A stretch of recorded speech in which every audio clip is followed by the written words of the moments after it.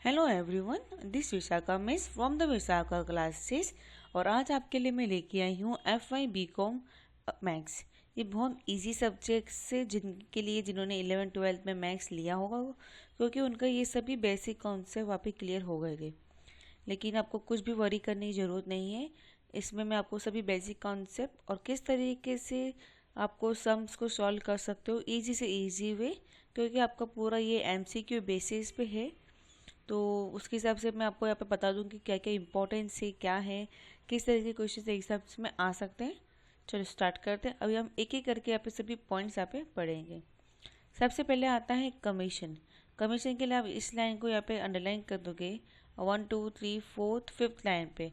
Remuneration where the agent get for the service in the transaction is called the commission. उसको जो पैसा मिलता है बाय एजेंट सर्विस करने पे उसी को बोला जाता है कमीशन। अब कमीशन किसके बीच में यहाँ पे, they are the agent who purchase the good from the manufacture and sell them to the consumer. दुकानदार ऐसे होते हैं जो मैन्युफैक्चर से जाके सामान लेते हैं और उसके बाद वो कस्टमर्स को बेचते हैं। जितना सामान कस्टमर को बेचेंगे उतना उनको उतना परसेंटेज वहाँ पे उनको सेल प्रोडक्ट ले होगा। हमने बहुत बार देखा होगा अलग अलग कंपनीज के लेडीज़ में लोग प्रोडक्ट्स लेके घूमते हैं। कभी भी घर पे आके बताते हैं ये प्रोडक्ट ऐसा है, ये प्रोडक्ट ऐसा है। तो उनको फ़ायदा क्या होता है, जितना बार वो प्रोडक्ट सेल कर देंगे, मतलब आप 10-20 ऐसे सेल कर रहे हो, उसके हिसाब से उनको कमीशन मिलता है। रेट ऑफ कमीशन, जो कमीशन फाइन करने के लिए हमें एक रेट चार्ज करते हैं उसी को बोलते हैं रेट ऑफ कमीशन। अब टाइप ऑफ कमीशन करेंगे। टाइप ऑफ सबसे पहले आता है कमीशन एजेंट। कमीशन एजेंट वो होता है जो मिडल मतलब दूसरे के बदले खरीदता भी है और बेचता भी है, उसको बोला जाता है। समझो मेरे को कुछ सामान चाहिए या कुछ मेरे को बेचना है, तो ये एजेंट आएगा, वो मेरे से खरीदेगा फिर बेच लेगा, और उसी को बोलते हैं यहाँ पे commission agent. A commission agent is a middleman who buy or sell the goods on the behalf of some other person called as the principal। फिर आता है ब्रोकर। ब्रोकर का मतलब होता है ये भी ये भी एक तरीके से उसको पैसे ही मिलते हैं, लेकिन इसमें थोड़ा सा फ़र्क है। क्या होता है यहाँ पे, ब्रोकर वो होता है जो बायर और सेलर को साथ में लेके आते, नेगोशिएशन करते सेल्स के बीच में, और उसके बाद उसको जो कमीशन मिलता है उसी को बोला जाता है brokerage. Commission can be brokerage but brokerage can not be a commission which may change from the both the party according they are the stock broker, product broker, builder broker, bill broker, insurance broker, depending upon the field of business in which they are working। इस तरीके के अलग अलग brokers के नाम होते हैं, depending वो किस तरीके का किस फील्ड में वो काम करती है उसके हिसाब से उनको ये काम मिलता है। फिर आता है फैक्टर।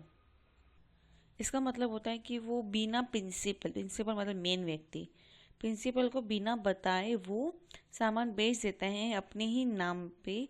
उसके बाद उसको जो पेमेंट मिलता है वो भी उसी के नाम पे उसको वो पेमेंट मिलता है, उसी को बोला जाता है यहाँ पे फैक्टर। फिर आता है del credit agent. Del credit का मतलब ये होता है कि उसने जो सामान बेचा है उसको बोला था सिर्फ आज 10 ही बेचना, लेकिन वो आज 20-25 बेच के है, मतलब एक्स्ट्रा 15 बेच के है। जब एक्स्ट्रा 15 बेचते हैं तो उस 15 पे उसको डेल क्रेडिटेड कमीशन मिलता है। यहाँ पर देखो flat rate on on the sale और the higher rate on the credit sale only. ये कमीशन कभी मिलता है जब उसने हाईली सेल किया रहेगा। The person who want to sell his good or property or machinery apply such an agent. The agent then give an advertisement in which he gives some description of the goods due to the sale. It then sell to the goods to the higher bidder। Adder का मतलब होता है वो मालूम है, auction लगना है, बोली लगना बोलते हैं ना, कि आज वहाँ पे उन सामानों की बोली लग रही है, जो सबसे ज़्यादा हाईएस्ट बोली लगाएगा उसी को वहाँ पे ये प्रोडक्ट ली उसको मिल जाएगा। और जो ऑक्शन लगाता है वो कभी भी जिसका है ये सामान उसके बारे में कभी भी वो बताएगा नहीं। और यहाँ पे सम्स दिए गए, फर्स्ट में दिया है the agent solve 3000 what of article on the 4.5% commission basis. Find the commission of the agents. अब इसमें हम क्या करेंगे बस देख लेते हैं। The commission agent was ₹3000 what of article of 4.5% commission basis. तो यहाँ पे फॉर्मूलाज इन्होंने यहाँ पे इस तरीके से लिखा, फिर कुछ ना कुछ यहाँ पे सॉल्व किया है। हम इसको इजीली वे यहाँ पे अभी सॉल्व करेंगे। हेलो, हम कैलकुलेशन ले लेंगे। आपको कैलकुलेटर एग्जाम में अलाउड है। क्या लिखोगे सबसे पहले 3000 इंटू 4, 1/2 का मतलब होता है 0.5, तो 4.5 डिवाइड का साइन, देन डिवाइड का साइन क्लिक करेंगे और डिवाइड बाय 100। कितना कमीशन मिलेगा इसको? 135 रुपीज़। ये आ गया 135 रुपीज़। क्लियर है? अब हम आगे देख लेते क्या दिया हुआ उन्होंने। अब यहाँ पे क्या दिया हुआ है कि एक एजेंट है जिसने उसको आया 1596 एज ए कमीशन। कितना परसेंट रेट लगा रहा है? 12%। और हर एक साइकिल कितने बेची? 950। तो कितनी साइकिल उसने बेची ये हमें फाइंड करना है। तो यहाँ पे उन्होंने अज्यूमिंग किया है कि let x be the number of bicycle sold by the agent. तो ये 950 एक्स आ जाएगा, मतलब 950 पर cycle into x number of cycle से मल्टीप्लाई कर देंगे। अब 12% फाइंड करना है, तो 950 का 12% फाइंड करेंगे। यहाँ पे कितना है? 114 एक्स। अब एजेंट कमीशन फाइंड करना है, तो हमारे पास 114 x is equal to 1596। X को यहीं रखेंगे और 114 को नीचे डाल देंगे। डिवाइड करने पे कितना आ जाएगा? 14। ये कितने नंबर ऑफ साइकिल हो गए यहाँ पे? 14। इसी तरह के ये भी बाकी सम भी वैसे ही, first commission, second commission and the third commission के बारे में दिया हुआ है। Insurance agent get a commission of 20% on the first year premium. पहले फर्स्ट ईयर में उसको कितना परसेंट कमीशन मिलता है? 20%। सेकेंड ईयर में उसको मिलता है 6%। थर्ड ईयर में मिलता है उसको 4%। और इसको प्रीमियम ऑफ इंश्योरेंस पॉलिसी कितना है? 40,000। Annual rate of premium been of ₹30 पर 1000। Final total earning the agent of which 5 annual premium has been paid. ये अमाउंट है प्रिंसिपल हमारे पास, रेट दिया गया है। अब इस पर हम फाइन करेंगे। सबसे पहले प्रीमियम फाइन करने के लिए 40,000 पर 1000 दिया गया है, तो इसको हम डिवाइड कर देंगे। Annual premium is equal to 40,000 into 30/1000, 1200 हो गया। अब इस पर हमें कमीशन मिल रहा है, फर्स्ट कमीशन कितने का मिल रहा है? 20%। तो इस पर हम 20% करेंगे, हमें आंसर आएगा 240। अब इस 240 पे करेंगे 6%, फिर जो आंसर आएगा उस पर करेंगे हम 4%। ये देख सकते हो, इस तरीके से यहाँ पे इन्होंने कर दिया है। अब यहाँ पे second and third years commission for the second and third multiply 2, और यहाँ पे फोर्थ एंड फिफ्थ के लिए मल्टीप्लाई बाई 2 करके हमें अमाउंट मिल गया। और 1, 2 एंड 3 को प्लस कर देंगे। टोटल अर्निंग कितनी हो गई? 480। इसी तरीके बाकी सभी यहाँ पे सम है। इतने डीपली सम, बड़े बड़े सम्स नहीं पूछेंगे। जो छोटे छोटे कमीशन कैसे फाइंड करना, इस तरीके से आपको सम्स में एग्जाम्स में आने के चांसेस है। एग्जाम में इस तरीके से सम आ सकते हैं। जैसे आप दिया agent earn 6/2/3% commission on the base is total sale which are at ₹11,520। Find the amount of इस कमीशन। कैलकुलेटर लेंगे। अब सबसे पहले 2/3 है, तो 2 डिवाइड बाई 3, और साइड में उसको +6, मतलब 6 साइड में दिया उसको प्लस कर देंगे हम। तो यहाँ पे कितना आ गया हमारा ये अमाउंट? 6.66। इसको मल्टीप्लाई कर देंगे 11,520 डिवाइड बाई 100। आंसर कितना आ गया? 768 आंसर। तो यहाँ पे देखिए 768 आंसर आया। इसी तरीके से नॉर्मल सिंपल बेस्ड क्वेश्चन ही आपको पूछेंगे, हार्ड क्वेश्चन पूछने के चांसेस नहीं हैं। अब आता है डिस्काउंट। डिस्काउंट्स के बारे में तो आपने नॉर्मली सुना भी होगा, आपने देखा भी होगा, जो कि फेस्टिवल सीजन्स में हो गया, पर्टिकुलर कुछ ऐसा सीजन्स आ रहा हो, उसमें वहाँ पे उन लोग कम डिस्काउंट लगाते हैं कि आपको इस प्रोडक्ट के 5%, 6%, 10%, 8% लिए ऐसे कमीशंस वहाँ पे आपको मिलेंगे। अब इसमें कमीशंस पे डिस्काउंट किस तरीके से होता है, जिसमें यहाँ पर दिया है discount mean reduction the price और less than the market price. ये अंडरलाइन कर देना, इसमें फिर इन द प्लेस आ सकता है कि discount mean dash in the price और less than the market price. तो क्या लिखोगे? Reduction. Market price, printing price, catalogue price, list price is the price quarter for the article of sale. अब trade discount is allowed on the list price. Trade discount किस पे allowed करता है कभी भी? लिस्ट प्राइस के लिए। तो list price minus trade discount is equal to invoice price, और invoice price minus cash discount is equal to net selling price. जो भी हमने इनवॉइस प्राइस आएगा और कैश का जो डिस्काउंट दिया उसमें क्या मिल जाएगा हमें, net selling price. Net selling price minus profit is equal to cost, cost is equal to net selling price minus profit, इस तरीके से। अब क्या है, searching buy a kurta in the Gandhi Bhandar market at ₹400, if a discount is 40% is allowed, find the discount. कुछ नहीं करना है, डायरेक्टली इतना ये सॉल्व करने की जरूरत नहीं, डायरेक्ट 400 पे 18% निकाल देना है। कैसे निकालेंगे डायरेक्ट फटाफट, तो क्या करना है, 400 इंटू 18%। सॉरी, यहाँ पे थोड़ा सा ये कंप्यूटर कैलकुलेटर में थोड़ा फ़र्क आ जाता है, लेकिन अगर जब ओरिजिनल आपका जो कैलकुलेटर रहेगा उस पर आप तो इंटू करोगे, 18 क्लिक करना और फिर परसेंटेज को क्लिक कर देना, आपका आंसर आ जाएगा।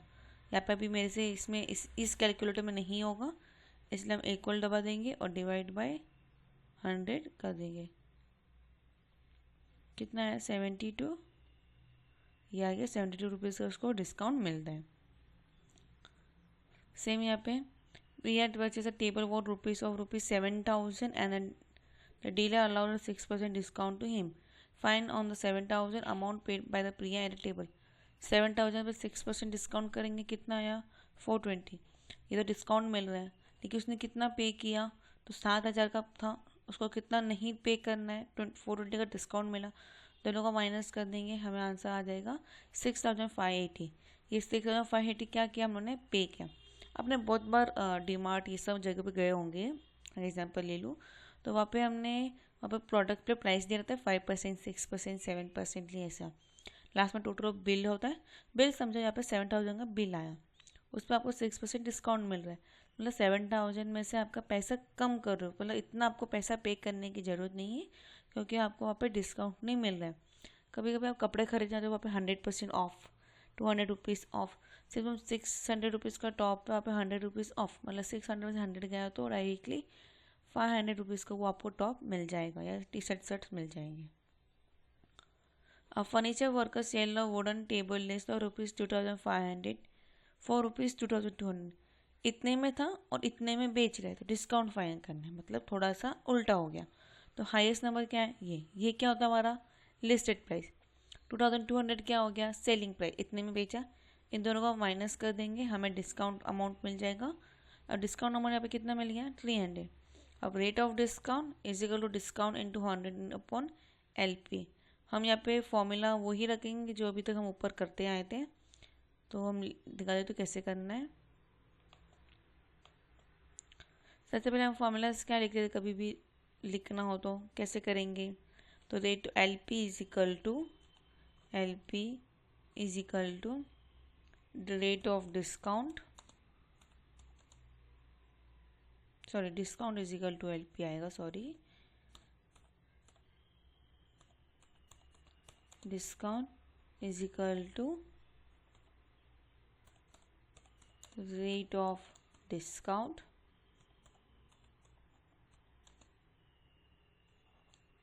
into LP।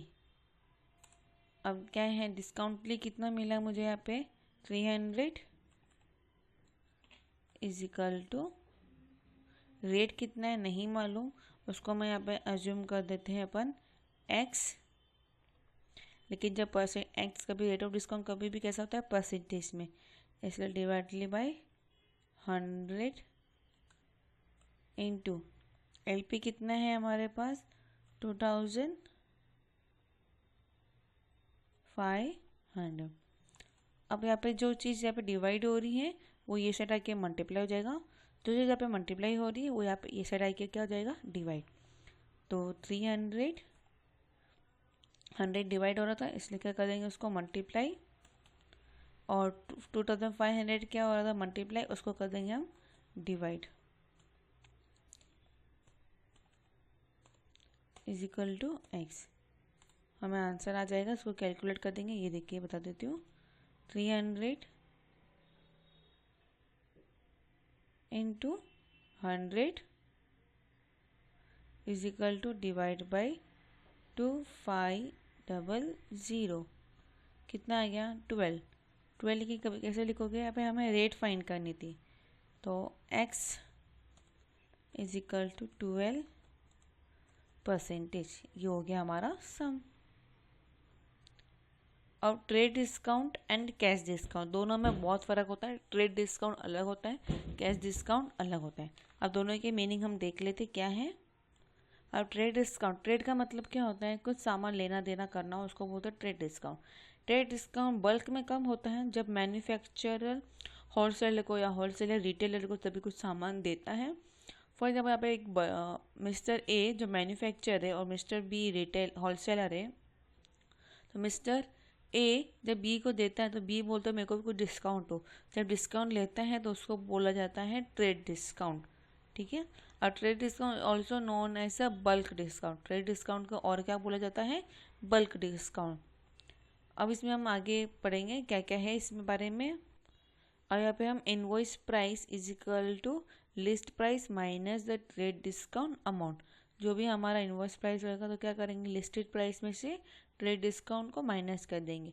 जो भी हमने ऊपर किया था बस उसी तरीके को, बस यहाँ पे खाली वर्डिंग्स नेम चेंज हो गए।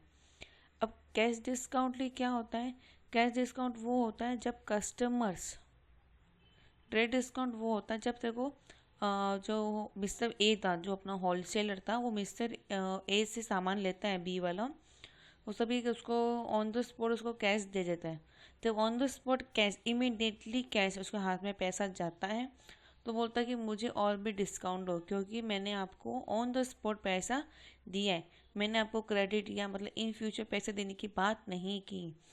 जब वापस मिस्टर ए मिस्टर बी को मतलब मैन्युफैक्चरर होलसेलर को डिस्काउंट देता है सेकेंड टाइम, उसको बोला जाता है कैश डिस्काउंट और उसको लिखा जाता है CD। The rate of cash discount is express as a percentage of invoice. तो यहाँ पे क्या आएगा, net selling price is equal to in IP मतलब invoice price minus the cash discount. अब इसको कैसे याद कर सकते हैं, वन डिस्काउंट इज गिवन, पहला जो डिस्काउंट किया जाएगा कौन सा होता है, लिस्ट प्राइस मतलब लिस्ट प्राइस, फिर discount percentage of list price, selling price is equal to list price minus discount. और दूसरा क्या होता है, लिस्ट प्राइस आएगा उसका अमाउंट आएगा, ट्रेड डिस्काउंट का लिस्ट प्राइस में परसेंटेज फाइंड करेंगे, फिर IP मतलब invoice price is equal to list price minus trade discount, and CD मतलब कैश डिस्काउंट का परसेंटेज निकालेंगे, फिर SP में से माइनस कर देंगे। The final firm allowed 20% discount on the list price and the further 5% discount on for the cash payment. What is the net selling price of the article which is at the market of rupees 240? क्या करेंगे, सबसे पहला 240 पे 20% निकाल देंगे। ये देखो 240 पे 20% कितना आया यहाँ पे, ओके यहाँ पे इन्होंने एक सेकेंड इन्होंने डायरेक्टली यहाँ पे नीचे लिख दिया है। हम क्या करेंगे 240 पे ले 20% निकालेंगे, जो भी अमाउंट आएगा वो 240 में से फिर माइनस करेंगे तो आंसर आ जाएगा यहाँ पे 198। और 198 पे 5% निकालेंगे, जो भी अमाउंट आएगा वो 198 में से माइनस कर देंगे। यहाँ पे आंसर आ गया हमारा 182.40। और नेट सेलिंग प्राइस क्या हो गया 182.40। क्लियर है। वापस मैं बता देती हूँ क्या करना है। तो 240 into 20 divided by 100 is equal to, और इसको माइनस कर देंगे। यहाँ पे अभी माइनस में साइन आएगा क्योंकि मैंने उल्टा कर दिया इसलिए। तो क्या आएगा 192, ये 192 इसको पॉजिटिव में लिख देते हैं 192। इस पर 5% निकाल देंगे 5। यहाँ पे मेरा परसेंटेज का थोड़ा गड़बड़ हो रहा है, बस आंसर वही आ जाएगा। तो आ गया 9.6। इसको माइनस किस में से करना है हमें, इसको माइनस कर देंगे 192। आंसर आ गया 182.4। यहाँ पे माइनस साइन मत देखूँ क्योंकि मैं माइनस करना चाहता 192 में से माइनस करना था, मैंने उल्टा कर दिया है, इसलिए आंसर क्या आ गया 182.4। इतना अमाउंट वो फर्म को पे करे। इसी तरीके ये बाकी सभी सम यहाँ पे हैं। बस ये दो फॉर्मूला हम टोटल अभी कितने फॉर्मूला हो गए, 3 फॉर्मूलाज हो गए। अब आता है पार्टनरशिप। पार्टनरशिप वो होते हैं जो 2 या 2 से व्यक्ति ज़्यादा मिलकर एक साथ मिलकर एक बिजनेस फॉर्म करते हैं और जिसमें उन लोग एग्री करते हैं कि वो जो भी प्रॉफिट एंड लॉस होगा दोनों ही बांटेंगे। अब प्रॉफिट एंड लॉस किस तरीके से बांटेंगे, क्या होगा वो हम आगे देखेंगे। इसमें और कुछ दिया रहेगा तो उसके बारे में बताऊंगी मैं आपको, नहीं तो भी मैं आपको एक्स्ट्रा कुछ पॉइंट बता दूंगी जिसमें आपको एग्जाम में काम आ जाए। अब देन तो एक बिजनेस जो खुद ही रन करता हो या दोनों प्रॉफिट एंड रिस्क ले लेते हैं उनको बोलते हैं पार्टनरशिप। और जो पर्सनली काम करता है उस मतलब जो वहाँ पे व्यक्तिज होते हैं जो बिजनेस को कैरी आउट करते हैं उनको बोला जाता है पार्टनर। दो पार्टनर या दो से ज़्यादा पार्टनर्स भी हो सकते हैं, इसको दो से कम नहीं चलेंगे। अब द अमाउंट ऑफ प्रॉफिट और loss are share by the partner depending on man. कब कैसे इन लोग प्रॉफिट एंड लॉस फैक्टर्स को डिवाइड करेंगे। अगर चाहे तो अमाउंट इन्वेस्ट बाय पार्टनर, एक पार्टनर ने 5000 डालना है, दूसरे पार्टनर ने 6000, तो उसके हिसाब से हम लोग रेशियो डिवाइड कर देंगे। या duration of amount invest by partner, कितने टाइम के लिए उसने पार्टनर ने इन्वेस्ट करेगा वो। या knowledge of partner regarding the business, जिसकी ज़्यादा नॉलेज हो या ज़्यादा नॉलेजेबल है उसके हिसाब से बांटेंगे। या effect made by the different partner for the business etcetera. इस तरीके एक ऐसा होता है कि अगर कुछ इसमें ना एक एग्रीमेंट बनता है। महाराष्ट्र में कंपलसरी है, बाकी जगह पे ऑल ओवर इंडिया में कंपलसरी नहीं है। अगर एग्रीमेंट पे प्रॉफिट शेयरिंग रेशियो कुछ भी नहीं दिया रहता है तो इनको इक्वली बांटा जाता है। इक्वली कैसे कि जो भी अमाउंट रहेगा उसको इक्वली इन लोग डिस्ट्रीब्यूट कर देंगे, चाहे तो वो प्रॉफिट हो चाहे तो वो लॉस हो।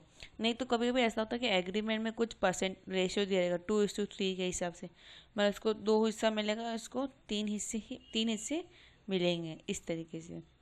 Goodwill of business organise in the difference between the market value and the net value. The value of goodwill is quality that keep changing. Goodwill क्या होता है, कभी भी हमेशा चेंज होती रहती हैं। The calculate goodwill at the time of entry of the new partner और exit of except partner is based on the average profit of certain number of previous year. Goodwill किस कब डिपेंड होती है, कैसे depend होती है, जब new partner entry करता है और एग्जिट द पार्टनर होता है, मतलब पार्टनर निकल रहा। ये चीज़ आपने 11th और 12th में हमने पार्टनरशिप के बारे में पढ़ा था, बस उसी को ध्यान में रखना है और यहाँ पे हम कैलकुलेट सॉल्विंग करेंगे। एग्जाम्पल दिया गया ABC आर द पार्टनर, उन्होंने इन्वेस्ट किया 20,000, 35,000 एंड 45,000। शेयर द प्रॉफिट दिया 10,000, प्रॉफिट कितने का हुआ है 10,000। अब 10,000 मेरे को ये तीनों को डिवाइड करना है, तो वैल्यू क्या 20,000, 35,000, 45। इसके पीछे भी 3 0, इसके पीछे 3 0, इसके पीछे 3 0, तीनों का हम कैंसिल लगा देंगे, बचेगा 20, 35 एंड 45। अब 20 जाता है 2 के टेबल में और 5 के टेबल में, 4 के टेबल में, लेकिन ये किस टेबल में जाता है सिर्फ 5 के टेबल में, ये भी सिर्फ 5 के टेबल में। तो तीनों को हम 5 से डिवाइड कर देंगे, क्या आ जाएगा 4, 7 एंड 9, इतना आ गया है। अब हमारा डायरेक्टली मैं आपको ईजिली बताती हूँ, इन तीनों को पहले प्लस कर दो, तो 4 + 7 + 9, तो यहाँ पे कर देंगे 4 + 7 + 9, कितना आ गया 20। तो हम क्या करेंगे 4/20, 7/20 एंड 9/20, इस तरीके से हम यहाँ पे रखेंगे। प्रॉफिट कितना मिला 10,000 इंटू 4 डिवाइडेड बाय 20, तो पहले वाले व्यक्ति को कितना मिल रहा है प्रॉफिट 2,000 का। हम अभी सेकेंड का फाइंड कर देंगे, 2,000 याद रखना है हमें, 10,000 इंटू 7 डिवाइड, सॉरी यहाँ पे थोड़ा सा मैंने ज़्यादा 7 लिख दिया, 10,000 मल्टीप्लाई बाय 7 डिवाइडेड बाय 20, इसको कितना मिलेगा 3,500। अब हम फोर्थ व्यक्ति का फाइंड कर देंगे, 10,000 इंटू 9 डिवाइडेड बाय 20, कितना गया 4,500। मतलब फर्स्ट को मिला 2,000, सेकेंड को मिला 3,500 और थर्ड सब व्यक्ति को मिला 4,500। चेक कर लेते हैं यही आंसर आता है कि नहीं आता है। ये देखो 2,000, 3,500 एंड 4,500 हो गया सम। अब वापस यहाँ पे कुछ अलग दिया है कि मिस्टर XYZ है, ट्रांसपोर्ट बिजनेस कर रहे हैं, अभी 1 लाख ईच, सबने कितना किया 1 लाख ईच डाला है। Mister X left after the 5 month and for the community of business.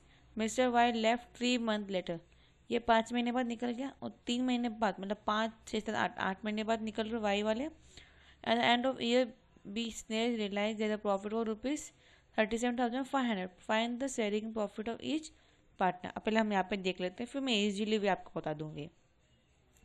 कितने का पहले रेशियो फाइंड करेंगे, कितने कितने पैसे किसने दिए हैं, 1 लाख ईच दिया हुआ है.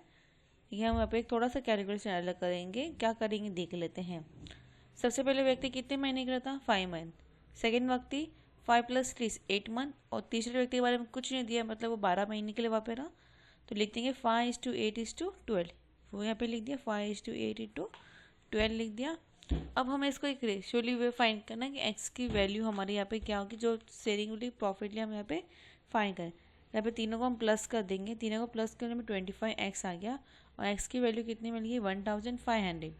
1,500 को हम इन पहले 5 से मल्टीप्लाई करेंगे, फिर 8 से मल्टीप्लाई करेंगे, फिर 12 से मल्टीप्लाई कर देंगे. ऐसे करने पर यहाँ पे हमें तीनों वैल्यू मिल गई. इसमें और कोई तरीका नहीं है, इसी तरीके से आपको करना पड़ेगा. बस इतना ध्यान रखना है. 5 + 8 + 12 किया, डायरेक्टली डिवाइड कर दो, जो अमाउंट आएगा एक्स का तीनों को मल्टीप्लाई कर दो.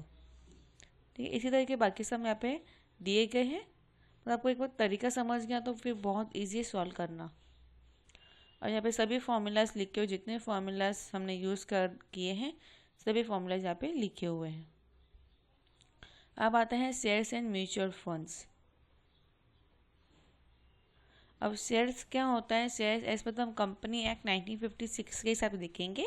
लेकिन रिसेंटली कंपनी एक्ट आ गया 2030. वो भी आपको एग्जाम में अगर लिखा हुआ भी आ जाए ऑप्शन में, उसको आप टिक नहीं करोगे, आप टिक करोगे कंपनी एक्ट 1956 के लिए. अब इसमें हम यहाँ पे अलग अलग शेयर्स होते हैं. शेयर्स क्या होते हैं, जो व्यक्ति जैसे बोला ना, एक शेयर्स मार्केट में जाके शेयर्स खरीदा हो, कितने अमाउंट में वो खरीद सकता है, 1 रुपीज़, 5 रुपीज़, 2 रुपीज़, जितना जिसको जितने पैसे में चाहिए वो उतने पैसे में वो खरीद सकते हैं. अब उस पर खरीदने पे उसको कुछ ना कुछ प्रॉफिटली मिलता है. लॉस हुआ तो जो पैसा डाला रहेगा उसको वो पैसा नहीं मिलेगा. The person who had paid money to for the capital are called the share holder. किसी ने पैसा पेड किया हुआ है कैपिटल के लिए, उसको बोला जाता है शेयर होल्डर्स, कि वो शेयर होल्डर्स हो जाता है. फेस वैल्यू और नॉमिनल वैल्यू और par value is the value printed on the share certificate.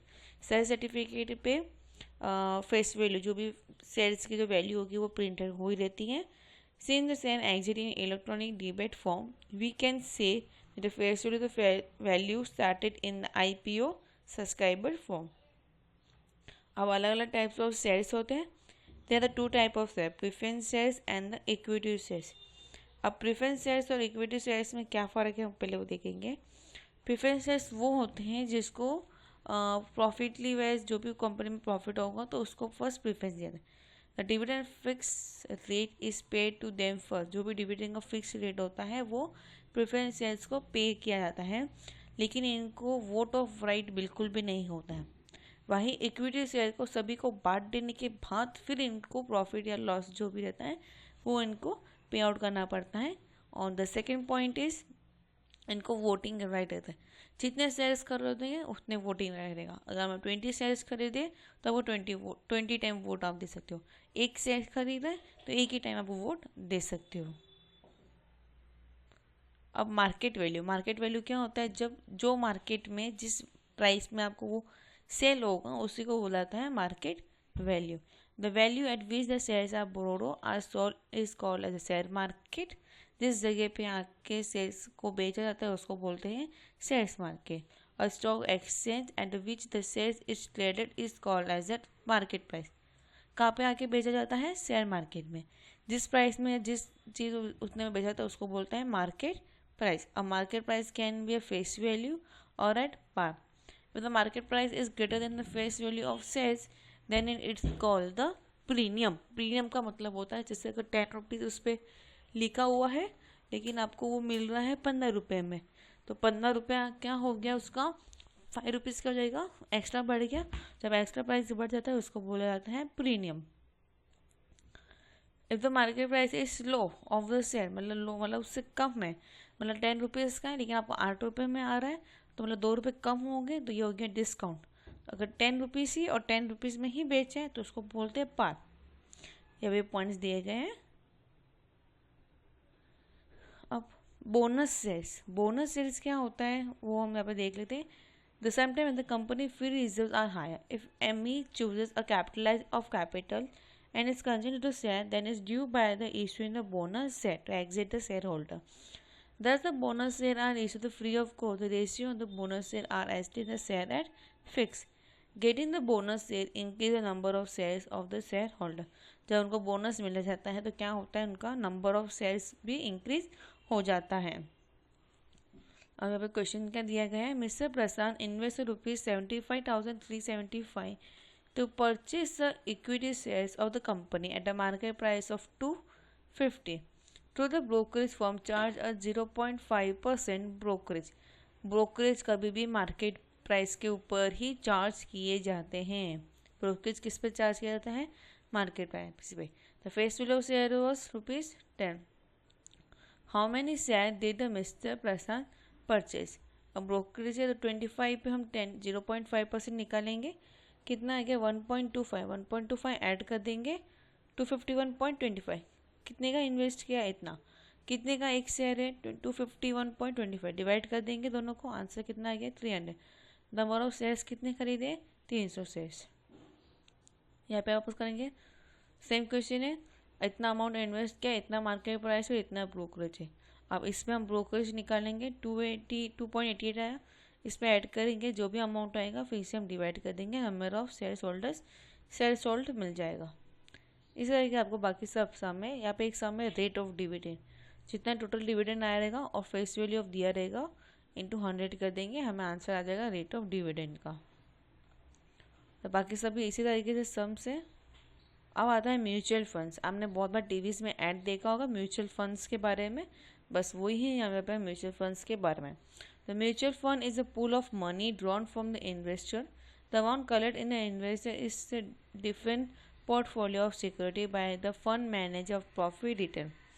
At that given time, the total value is divided by the total number of unit and given the value of single unit to each time. This is called the net asset value. अब net asset value का formula क्या है यहाँ पे, net assets of the schemes upon total number of unit outstanding या total asset minus liability upon total number of unit outstanding. यहाँ पे कुछ परसेंटेज दिए गए और कुछ ना कुछ कंपनीज के स्कीम्स के दिए गए, हम पढ़ लेते हैं क्या दिया है। In India mutual fund are govern by the SEBI। कौन करता है इंडिया में mutual fund, SEBI। The different company call the fund house, अलग अलग फंड हाउस है, कौन कौन, लाइक SBI, रिलायंस, HDFC, इस तरह के। Floating different the mutual fund, each such a fund is called the schemes. HDFC has the schemes HDFC tax saver. HDFC क्या schemes निकालता है कि HDFC टैक्स सेवर। इसी तरह के अलग अलग यहाँ पे दिए गए। अब हम सम देख लेते हैं क्या दिया है। The market value of security equity bonus और ₹1,500 crore, cash 100 crore, liability 200 crore and the total number of outstanding 100 crore. ये सब क्या हो गया, असेट्स। कैश क्या हो गया, असेट। लाइबिलिटी क्या है, लाइबिलिटी।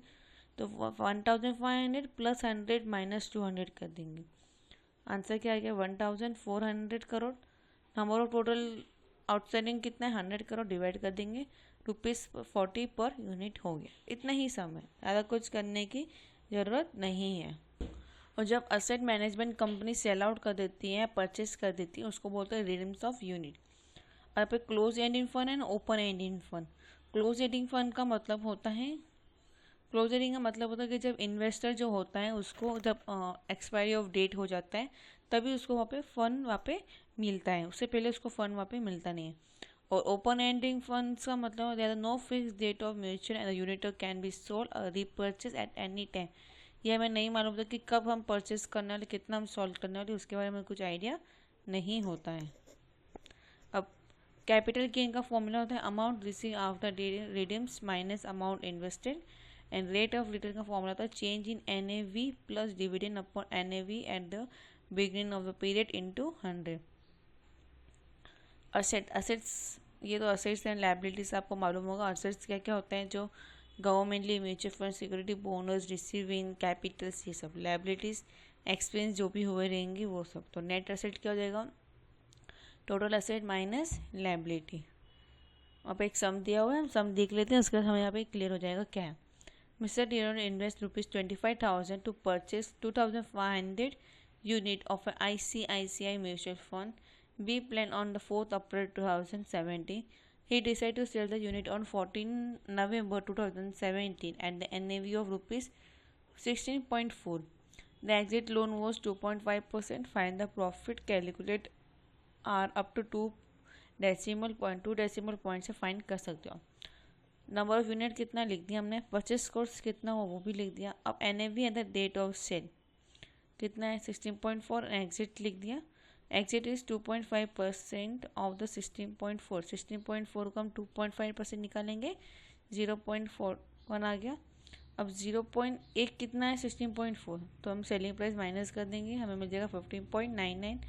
कितने परचेस किए 2500, दोनों को मल्टीप्लाई कर देंगे, अमाउंट मिलेगा. कितने में हमने सेल इन्वेस्ट किया 25,000, लेकिन बेचा कितने 39,975 में, माइनस कर देंगे 14,975, हमारा क्या हो गया प्रॉफिट हो गया. तो इसी तरीके आपको बाकी सब अभी वे सब आ जाएंगे. अब हम पढ़ेंगे यहाँ पे SIP के बारे में. SIP बहुत इजीली वे है, देख लेते हैं इसमें क्या क्या दिया गया और किस तरीके से यहाँ पे सम्स दिए गए हैं. यहाँ पे दिया गया है mister second keep of ₹5,000 for on the 3rd of every month for the 4 months as follow. 4 महीने के लिए वो फुल, तो हम क्या लिख देंगे, अमाउंट लिख देंगे 5,000 5,000 5,000 5,000, टोटल आ जाएगा. कैलकुलेट करें द 2 पॉइंट ऑफ द डेसिमली, ये भी हम दिया. अब हमारे पास NAV दिया गया है, दोनों को मल्टीप्लाई करेंगे अमाउंट मिलता रहेगा, दोनों को डिवाइड करेंगे अमाउंट मिलता रहेगा. एक लास्ट में एक वैल्यूबल मिल जाएगी, 20,000 को डिवाइड कर देंगे, एवरेज प्राइस ऑफ यूनिट यहाँ पे मिल जाएगा. ये हमारा सम यहाँ पे हो गया. तो उसके बाद मैंने एक्सप्लेन किया पे किस किस तरह से हमने यहाँ पे सम कर सकते हैं, वो सब यहाँ पे दिया गया है. और यहाँ पे वापस हमारे पास 10,000 फॉर एवरी मंथ दिया है और NAV दिया गया है. 10,000 फोर हम कर देंगे, NAV हम बिल लिख देंगे 34.26, 46.12, 39.34, 41.85, इस तरीके से. एंट्री लोन दिया है 2.25%, इसका 2.25 निकालेंगे इसमें से, इसका अमाउंट यहाँ पे लिख देंगे. इन दोनों को ऐड लिख कर देंगे, यहाँ पे अमाउंट टोटल प्राइस लिख देंगे.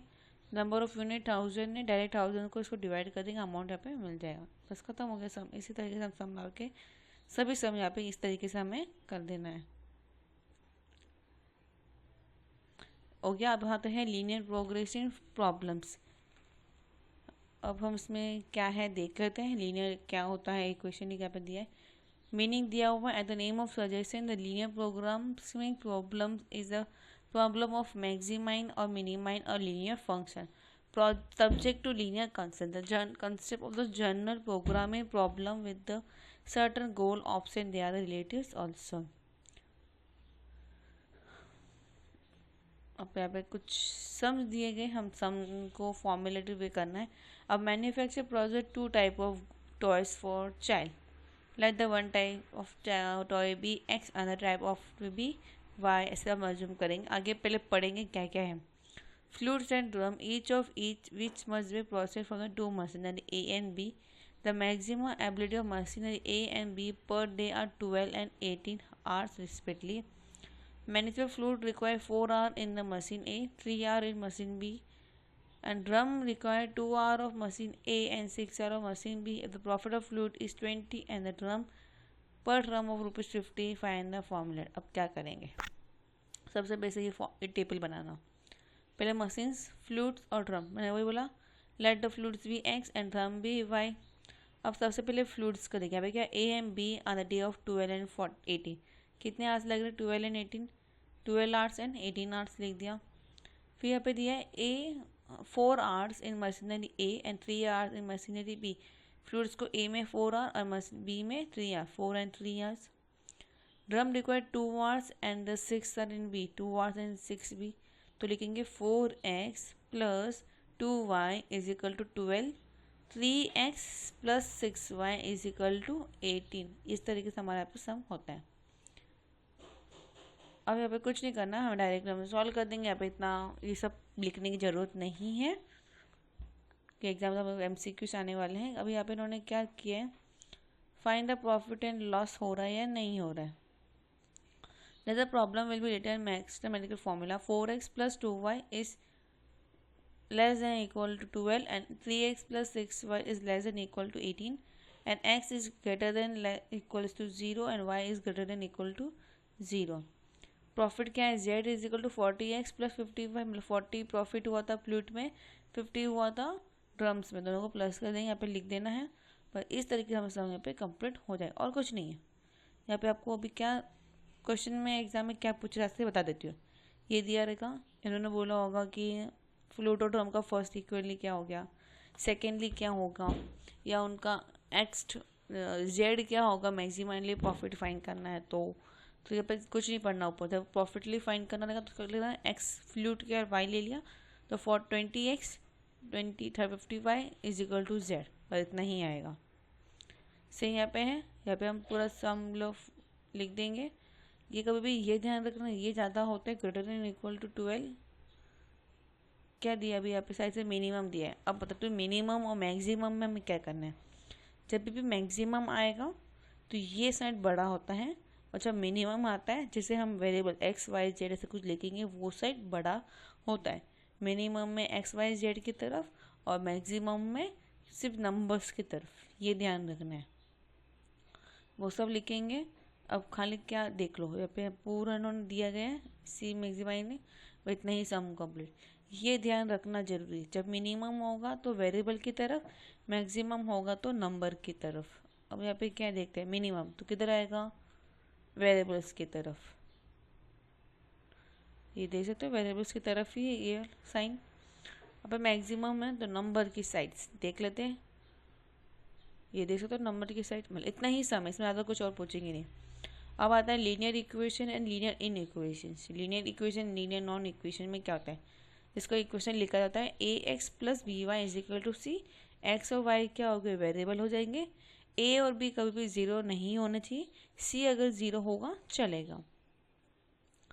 ये वाई एक्सेस और ये एक्स एक्सेस, और उसने कुछ पॉइंट दे देंगे, उसके हिसाब से हमें पॉइंट यहाँ पे प्लॉटिंग करना रहता है।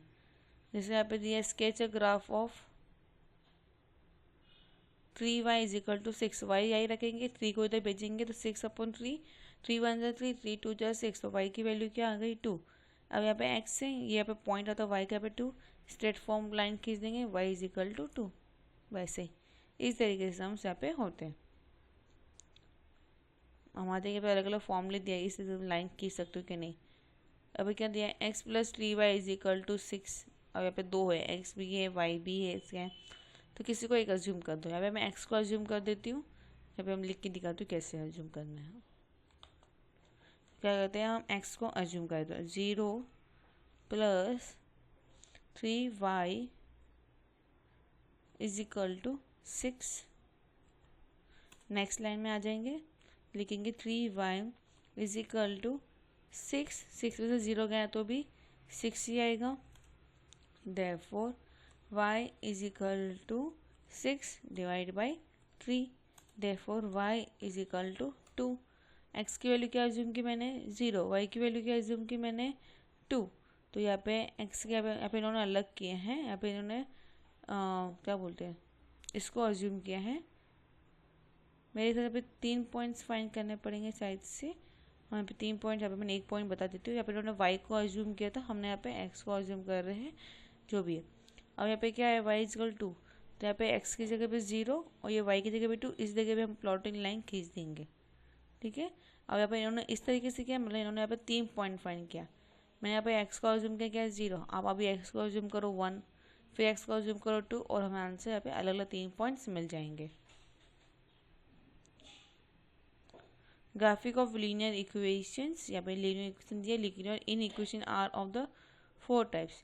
ax plus B Y plus C is greater than equals to is greater than equal to 0। ax B Y plus C is greater than equal to 0। ax plus B Y plus C is less than equal to 0। ax plus B Y plus C less than equal to 0। इस तरह के 4 यहाँ पे होते हैं। Represent inequality of 2x plus 3y is greater than equals to less than equal to 6. Draw a line of ax plus 3y is equal to 6 on the graph paper. Constraint origin is 0 0. अब एक एक बार हम put x is equal to 0 and y is equal to 0 in inequality. Left hand side we get 0 is less than is equal to 0. Fine करके हमने इसको भी 0 डाल दिया, इसको भी 0 डाल दिया। 2 इंटू 0 0, 3 इंटू 0 0, दोनों को प्लस करें कितना आएगा 0, 0 is equal to 6, therefore 0 is less than equal to 6, hence 0 point is satisfied in the inequalities.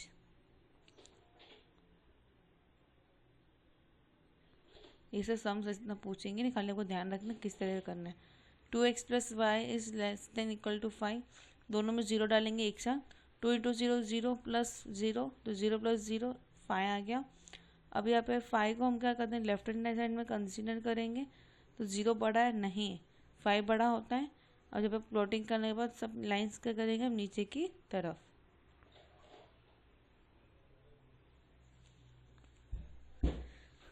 बस इस तरह यहाँ पे और भी सम यहाँ पे स्केचिंग डायग्राम के लिए दिए गए हैं, हम उतना भी पूछेंगे नहीं तो इतना करने की ज़रूरत नहीं है। ये आपको स्टेप्स याद रखने, क्या क्या स्टेप्स फॉलो होते हैं। एग्जाम में कुछ स्टेप्स के बारे में पूछे जाते थे कि क्या क्या स्टेप्स हमने फॉलो करना है, कौन सा फोर्थ स्टेप क्या होता है, थर्ड स्टेप्स क्या होता है, इस तरीके। सेम यहाँ पे दो वैल्यूबल दी गई हैं, दो वाले ये वाली क्वेश्चन सेकेंड और सब्जेक्ट की क्वेश्चन, जिसमें हम एक बार एक्स की वैल्यू एज्यूम करके वाई की वैल्यू फाइंड करेंगे। सेकेंड में एक्स की वैल्यू एज्यूम कर सकते हो तो वाई की वैल्यू एज्यूम कर सकते हो और इस तरीके से वैल्यू फाइंड कर सकते हो। जैसे यहाँ पे 0,6, तो ये 0,6 इधर हो गया इस जगह पे, मतलब ये लाइन पे। अब यहाँ पे थोड़ा सा उल्टा नीचे बनाया हुआ है। 9,6 9,0 एक यहाँ पे, तो इसको इससे हम यहाँ पे ऐसे ज्वाइन कर देंगे। फिर आता है 0,10, 0 एंड 10 यहाँ पे हो गया। फिर आता है 5,0, 5 यहाँ पे आएगा, इसको और इस जगह पे हम ज्वाइन कर देंगे। दोनों की लाइन किसके अंदर आ रही, जहाँ पे भी आ रही हो, जैसे समझो ये पार्ट और ये इन्होंने अपन लॉन्ग लाइनिंग किया हुआ है, इससे ये जो इतना सा पार्ट दिख रहा है ना, ये वाला यहाँ से लेके ये इतने में ही लाइनिंग आएगी। इस तरीके का आपको सम करना है।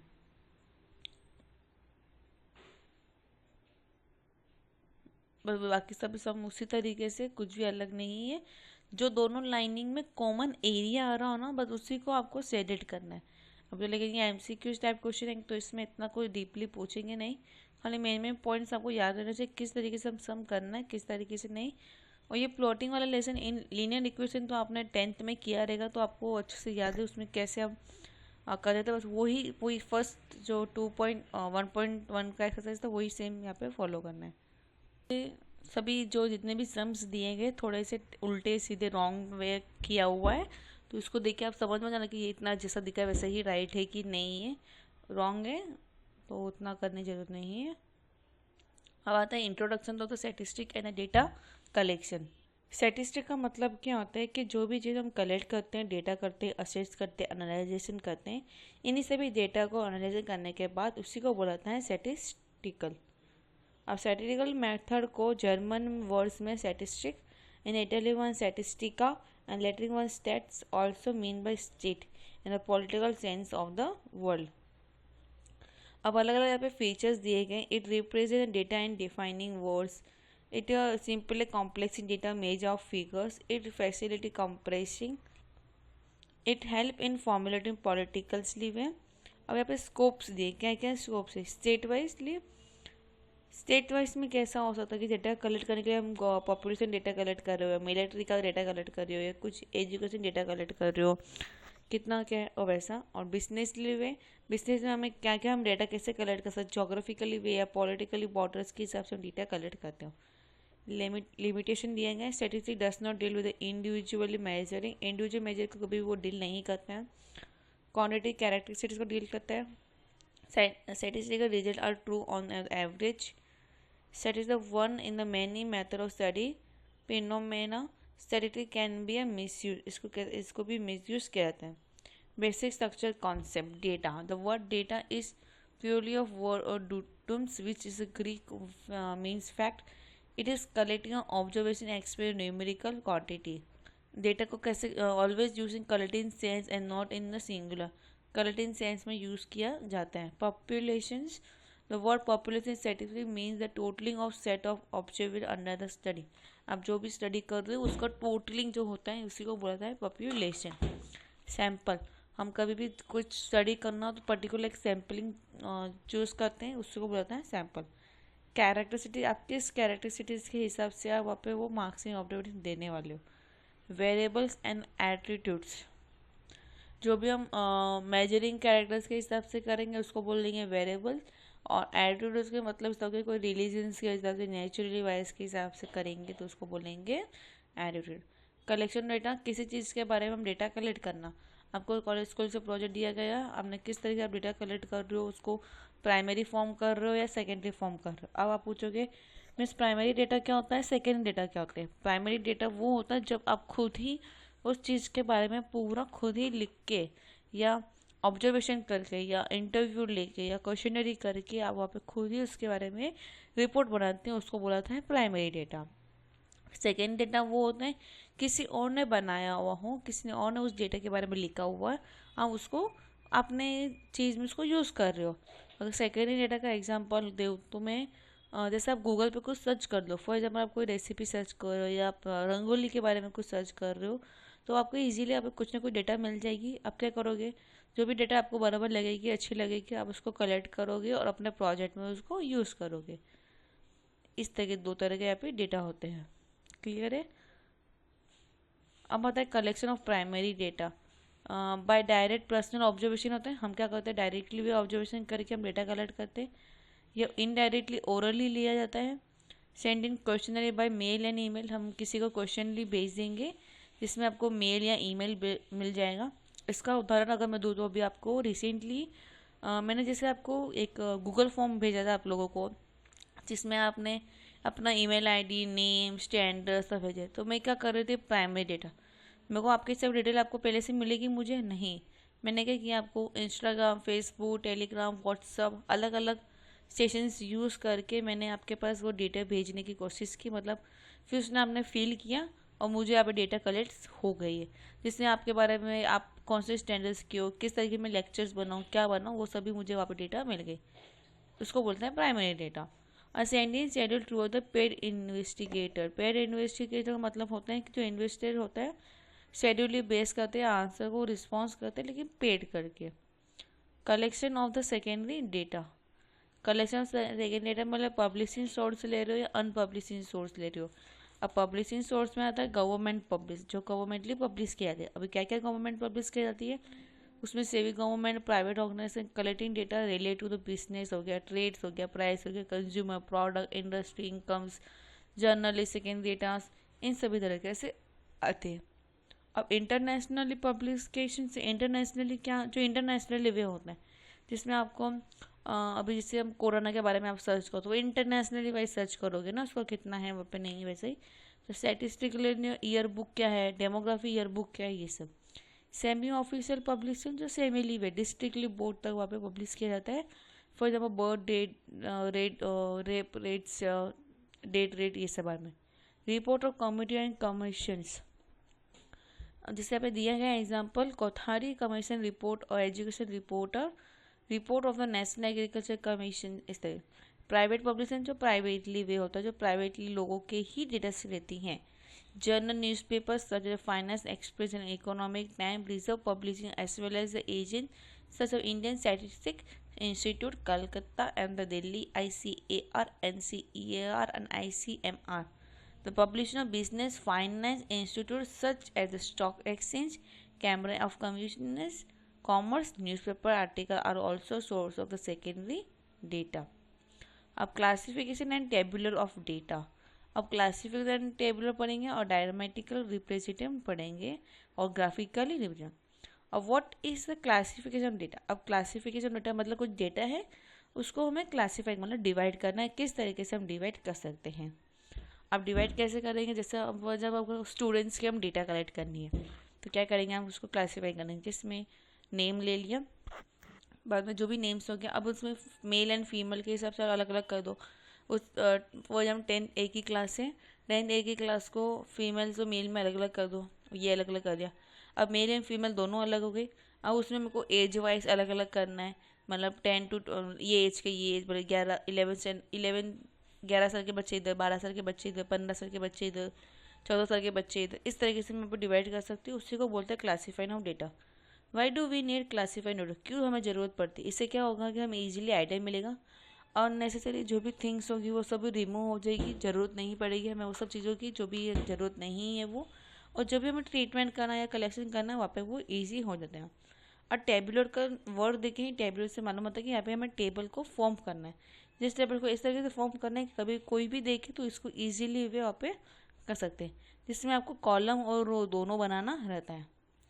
अब इसके फ़ायदे क्या क्या हैं? इसके फ़ायदे क्या है, इसमें हम इजीली भी अंडरस्टैंड कर सकते हैं, लिस्ट अमाउंट ऑफ स्पेस की बहुत कम ज़रूरत पड़ सकती है और इजीली लोकेट भी कर सकते हैं। Preparing of table, preparing of table के लिए हम सबसे पहले चाहिए टेबल नंबर। अब टेबल नंबर क्या होता है? टेबल नंबर वो होता है एक नंबर दिया जाता है जिसको हमें एक कॉर्नर या centre of the board of the table वहाँ पे लिखा जाता है। Sometime is also just before the title of the table, title of table के जस्ट बाद ही टेबल नंबर वहाँ पे लिखा रहता है। जैसे रिसिप्ट में रिसिप्ट नंबर लिखा जाता है ना, वैसे ही टेबल नंबर यहाँ पे। Title, a good title must have the clear one brief but clear title explaining the nature of data. जो भी हम डेटा कलेक्ट कर रहे हो जिसमें उसका टाइटल का नाम होना जरूरी है। अब टाइटल का नाम इस तरीके से होना चाहिए उसको पढ़ के ही हमें समझ जाए कि किसके बारे में हम सामने वाला हमसे डेटा कलेक्ट कर रहे हैं। Head note, it figure of the expense a percentage और any other unit is shown in the return as the head note. Captions और द कॉलम हेडलाइन, कैप्टन्स मतलब हेडलाइंस हम लिख रहे कि क्या क्या क्या हमें डिटेल चाहिए, किस तरीके से यहाँ पे डिटेल होनी चाहिए। रोज में भी वैसे ही रो वाइज में कैसा चाहिए।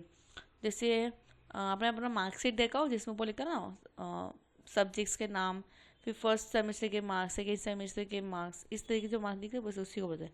अब बॉडी, बॉडी मतलब उसका साइड लीव जो बॉर्डर लाइन दिया जाता है उसको बोलते हैं बॉडी, जिसमें उसको अलग अलग डिफरेंशियल्स में डिवाइडली किया जाता है। फुट नोट, नोट का मतलब होता है कुछ लास्ट में कंक्लूजन टाइप कुछ देना, उसी को बोलते हैं फुट नोट। हमने पूरा टाइटल कैप्चर कर दिया और उसको प्रोजेक्ट को किस तरह से कलेक्ट करें उसके लास्ट में एक फुट नोट दे देंगे। Source of data, source of data अलग अलग तरीके से कैसे कर सकते हैं। मॉडर्न स्ट्रक्चर यहाँ पे दिया है। Letter the one should have the one mention of the source information from which data are taken that may be represent include the name of the author, volume, page, year of publisher. Author का नाम होना चाहिए, volume, number of page मतलब कितना page का source है और कब किस साल में हमने इसको पब्लिश किया था। अब यहाँ पे एक मॉडर्न स्ट्रक्चर टेबल दिया गया, इससे आपको सॉरी इससे आपको मालूम पड़ जाए किस तरीके से टेबल होता है। क्या लिखा? Model structure of table, table number, title of table and the head note. अब सब हेडिंग, कैपिटल हेडिंग, कैपिटल सब हेडिंग एंड टोटल। अब सब हेडिंग आप लिख देंगे, बॉडी लिख दिया, टोटल कर दिया, फुट नोट डाल दिया 1 and 2 एंड सोर्स नोट डाले किसने दिया है वो भी आप डाल देंगे 1 and 2। Requirement of good table, good table के बारे में कब पढ़ेगा कि टेबल वो किस तरह फॉर्म हो रहा है, स्टैटिस्टिकल रिक्वायरमेंट है या नहीं। बाद में unit of size of papers कितना है, रोज कॉलम बराबर न्यूमेरिकल है या नहीं है। टाइप ऑफ टेबल, सिंपल और one way table, two way table and manifold table. और वन वे टेबल कितना, इस तरीके से। कॉमर्स के कितने स्टूडेंट्स हैं, ओके। आर्ट्स के स्टूडेंट्स कितने, ओके। साइंस के स्टूडेंट हैं क्या, इतने, बस। अब इसी चीज़ को आप ईयर वाइज डिवाइड कर देंगे, उसको बोले टू वे टेबल, मतलब ये साइड भी हेडिंग आ गया और ये साइड भी हेडिंग आ गया, उसको बोलते टू वे टेबल। 2021-22 में कितने थे, 2002 में, 2002 एंड 3 में कितने थे, 2003-4 में कितने थे, इससे हो जाए। अब आता है थ्री वे में मतलब 3 तरह की डिटेल, या फिर ईयर वाइज डिटेल कलेक्ट किया, स्टैंडर्ड स्ट्रीम्स वाइज डिटेल किया। अब हम इसमें करेंगे ऐड कर देंगे मेल एंड फीमेल।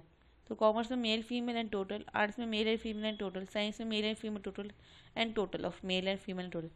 हमने इसमें मैनी फॉर्म मतलब अलग अलग तरीके से चेक कर दिया। टू वे मतलब 2 ही डिटेल्स फाइंड करना। जैसे हमने ईयर और स्ट्रीम का यूज़ कर दिया वो टू वे हो गया। मैनी फॉर्म अलग अलग कर देंगे, जहाँ पे ईयर भी है, मेल एंड फीमेल भी है, टोटल भी है, स्ट्रीम वाइज भी है, वापस उनका टोटल भी है। अब number of the students in the AVC college in the year 1990 are the 500 of which 200 are the rural students। बोला कि 500 स्टूडेंट्स हैं 1990 में। हम टेबल बना देते हैं, ये देखो टेबल यहाँ पे दिया है। 1990 में कितने स्टूडेंट्स हैं टोटली 500, जिसमें से रूरल कितने हैं 200।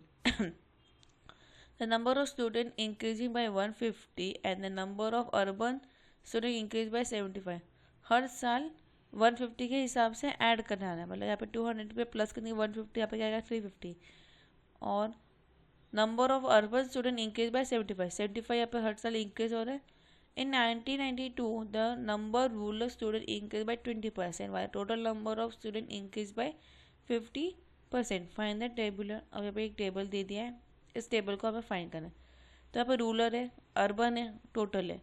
तो अगर टोटल में से रूरल जाएगा तो अर्बन यहाँ का मिल जाएगा। तो 500 में से 200 गया तो कितना आ जाएगा हमारे यहाँ पे पास 300, ये हो गया। अब आप बोला है कि 500 जो 1991 में है, नंबर ऑफ स्टूडेंट्स किससे कितने इंक्रीज होते हैं, यहाँ पे number of student increase bye 150 दिया गया है और number of urban student increase by 75।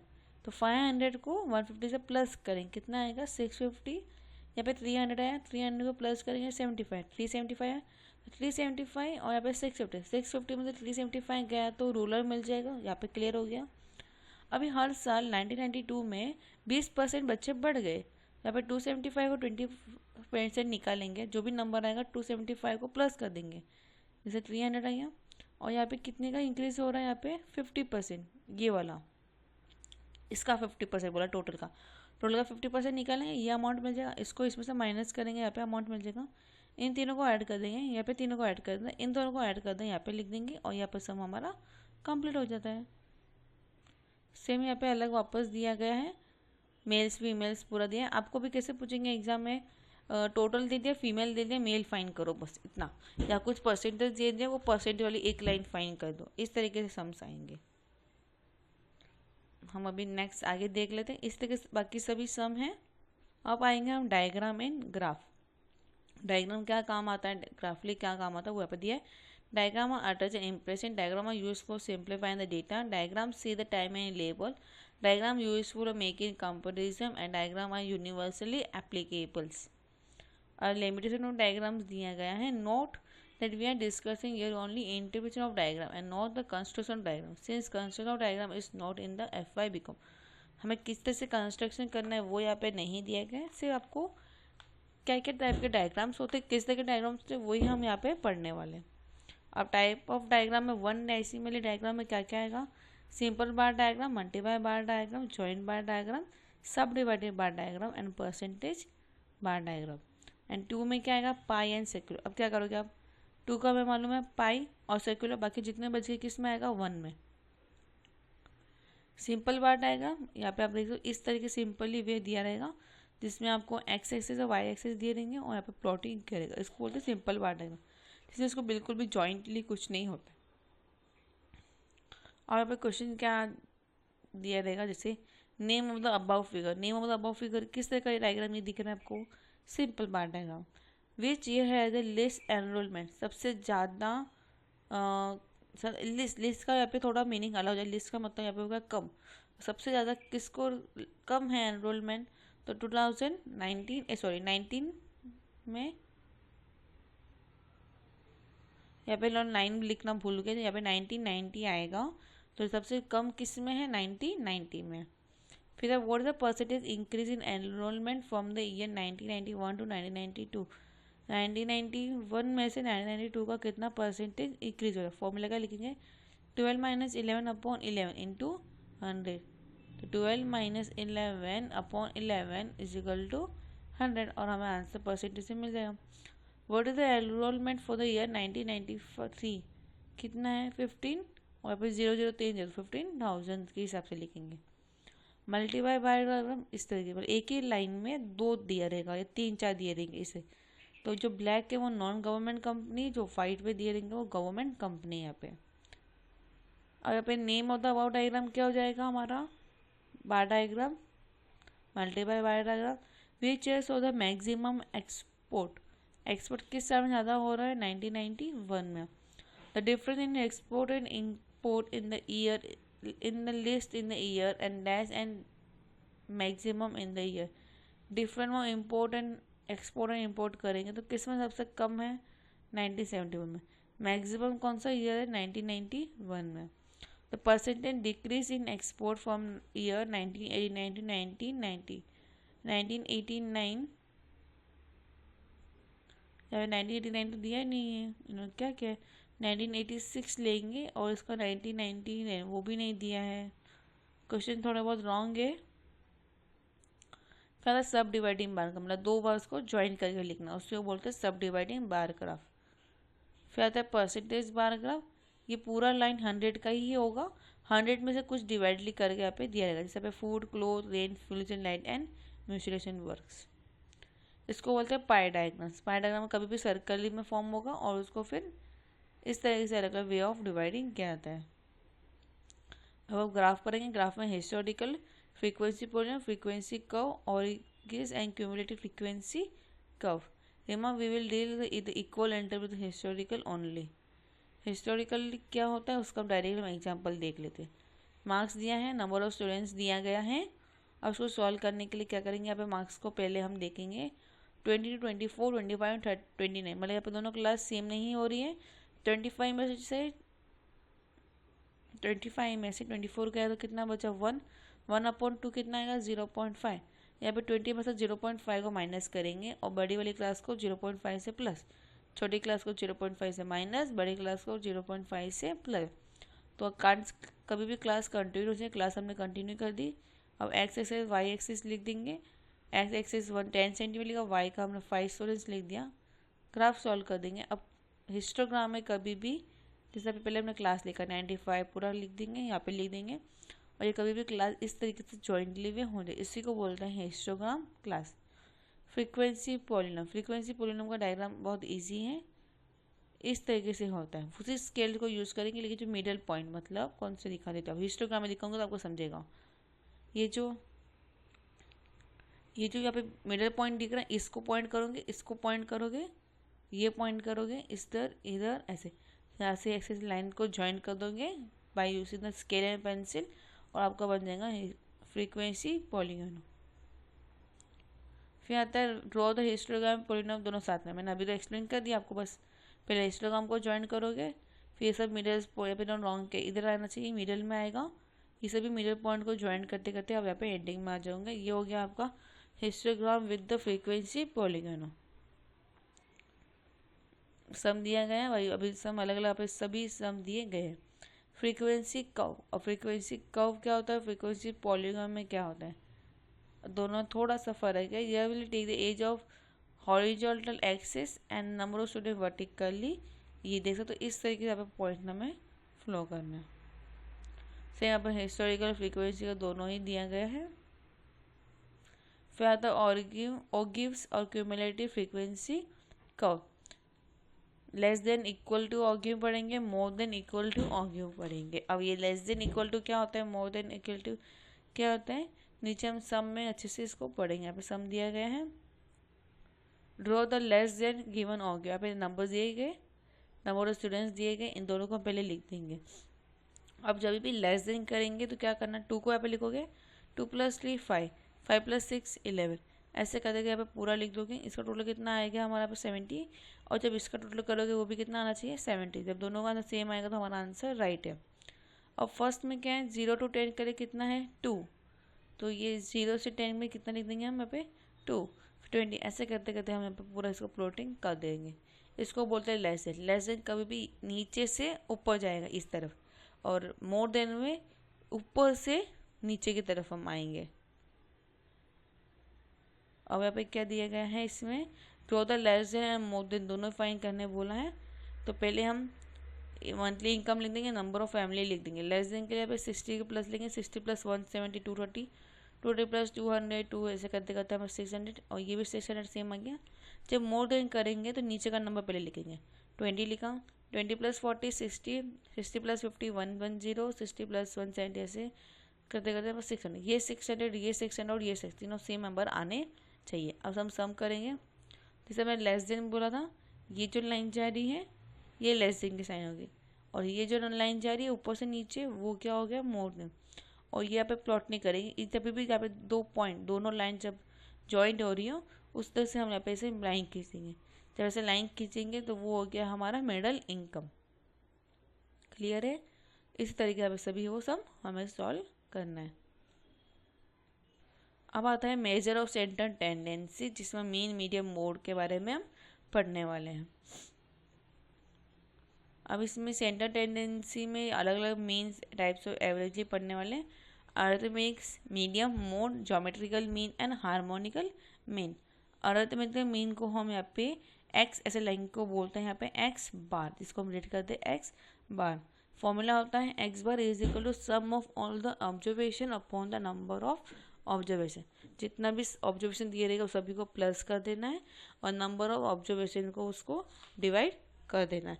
इससे हमें मिल जाएगा एक्स बार, जिसको यहाँ पे पढ़ता है sigma X upon N. N मतलब number of student. The symbol this is Greek letter capital sigma and is use for mathematics denote the sum of the value. इसको यूज किया जाता है एज द सम की तरह, मतलब प्लस करने पे जो आंसर आएगा उसको बोला, टोटली करने पे जो आंसर आता है उसको बोला जाता है सिग्मा। अब नीचे एग्जांपल दिया है क्या है 74, 89, 93, 68, 85, 76। कितने नंबर टोटली 1 2 3 4 5 6। इन सभी को प्लस करेंगे और डिवाइड बाय 6 करेंगे और हमें आंसर आ जाएगा। सेम यहाँ पे दिया गया है, इन सभी को प्लस करना है, डिवाइड बाय 1 2 3 4 5। 5 है तो 5 से हम डिवाइड कर देंगे। ये तो हो गया हमारा अनग्रुप डेटा। अगर ग्रुप डेटा मतलब वहाँ पे फ्रीक्वेंसी भी दिया गया है और अलग अलग कुछ और डेटा भी दी गई है तो उसको बोलते हैं ग्रुप डेटा। अब ग्रुप डेटा में हम कैसे सॉल्व करेंगे, जिसमें यहाँ पे नंबर ऑफ ईयर दिया है, नंबर ऑफ स्टूडेंट्स भी दिया है, तो दो डेटा एक साथ दी गई है। नंबर ऑफ ईयर भी लिख देंगे, नंबर ऑफ स्टूडेंट्स के भी नंबर लिखेंगे। तो 11th ईयर में एज इन द ईयर दिया है कि अगर 11 साल के बच्चे 7 बच्चे 11 एज के, मतलब 11 साल के बच्चे, कितने 11 साल के बच्चे वहाँ पर 7, टोटली कितने हो जाएंगे, दोनों को मल्टीप्लाई करेंगे तो 77। इन दोनों को मल्टीप्लाई करके यहाँ पे लिख देंगे, इसका हम टोटल कर देंगे, इसका हम टोटल कर देंगे। Sum f x upon the f लिखना है, तो summation of f x upon N, n भी लिख सकते हो या समेशन ऑफ एफ भी लिख सकते हो। ये हमें आंसर यहाँ पे मिल जाएगा।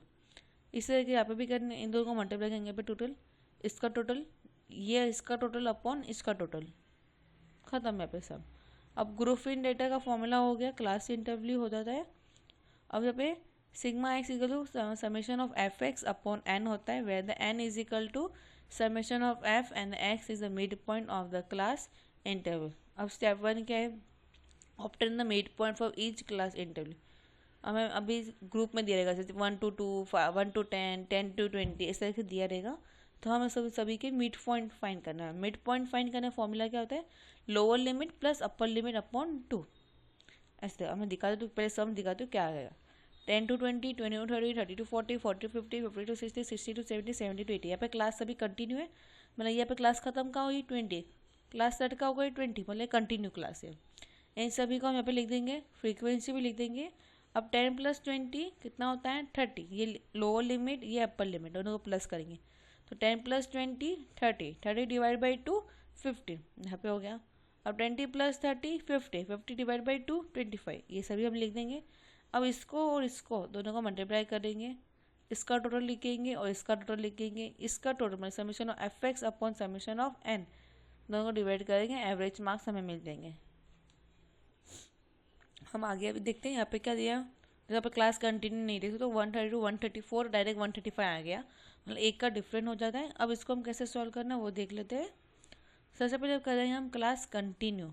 अब क्लास कंटिन्यू किस तरह से किया जाता है, भाई 124 है, यहाँ पे 135, 139, 140, मतलब कितने का फर्क है सब जगह पे 1 का फर्क।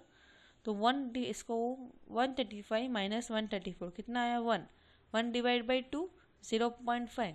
छोटे नंबर को 0.5 से माइनस और बड़े नंबर को 0.5 से प्लस, तो 136 नीचे नंबर क्या आता है 129, 129.5, 134.5, 134.5, 139.5। इस तरीके से हम यहाँ पे पूरा लिख देंगे। ये क्लास कंटिन्यू हो गई है, नंबर ऑफ स्टूडेंट्स दिए गए। अब इसको हमें माइनस करना है, 124.5 plus 129.5 divide by 2, mid points मिलेंगे सभी के। मिड पॉइंट को लिखा, दोनों को मल्टीप्लाई करेंगे, टोटल करेंगे, इसका टोटल डिवाइड बाई इसका टोटल, डिवाइड दोनों को डिवाइड करके आंसर हमें मिल जाएगा। अब आता है वेटेज एवरेज मेथड।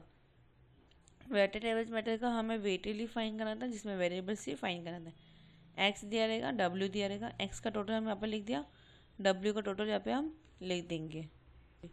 अब हमें एक्स की वैल्यू है, डब्ल्यू की वैल्यू, दोनों को मल्टीप्लाई करके एक्स डब्ल्यू यहाँ पे लिख देंगे, जिसका टोटल कर देंगे, डब्ल्यू का टोटल कर देंगे। सेम क्या करना है, इसका टोटल डिवाइड बाई इसका टोटल, हमें आंसर यहाँ पे ख़त्म हो गया, मिल गया।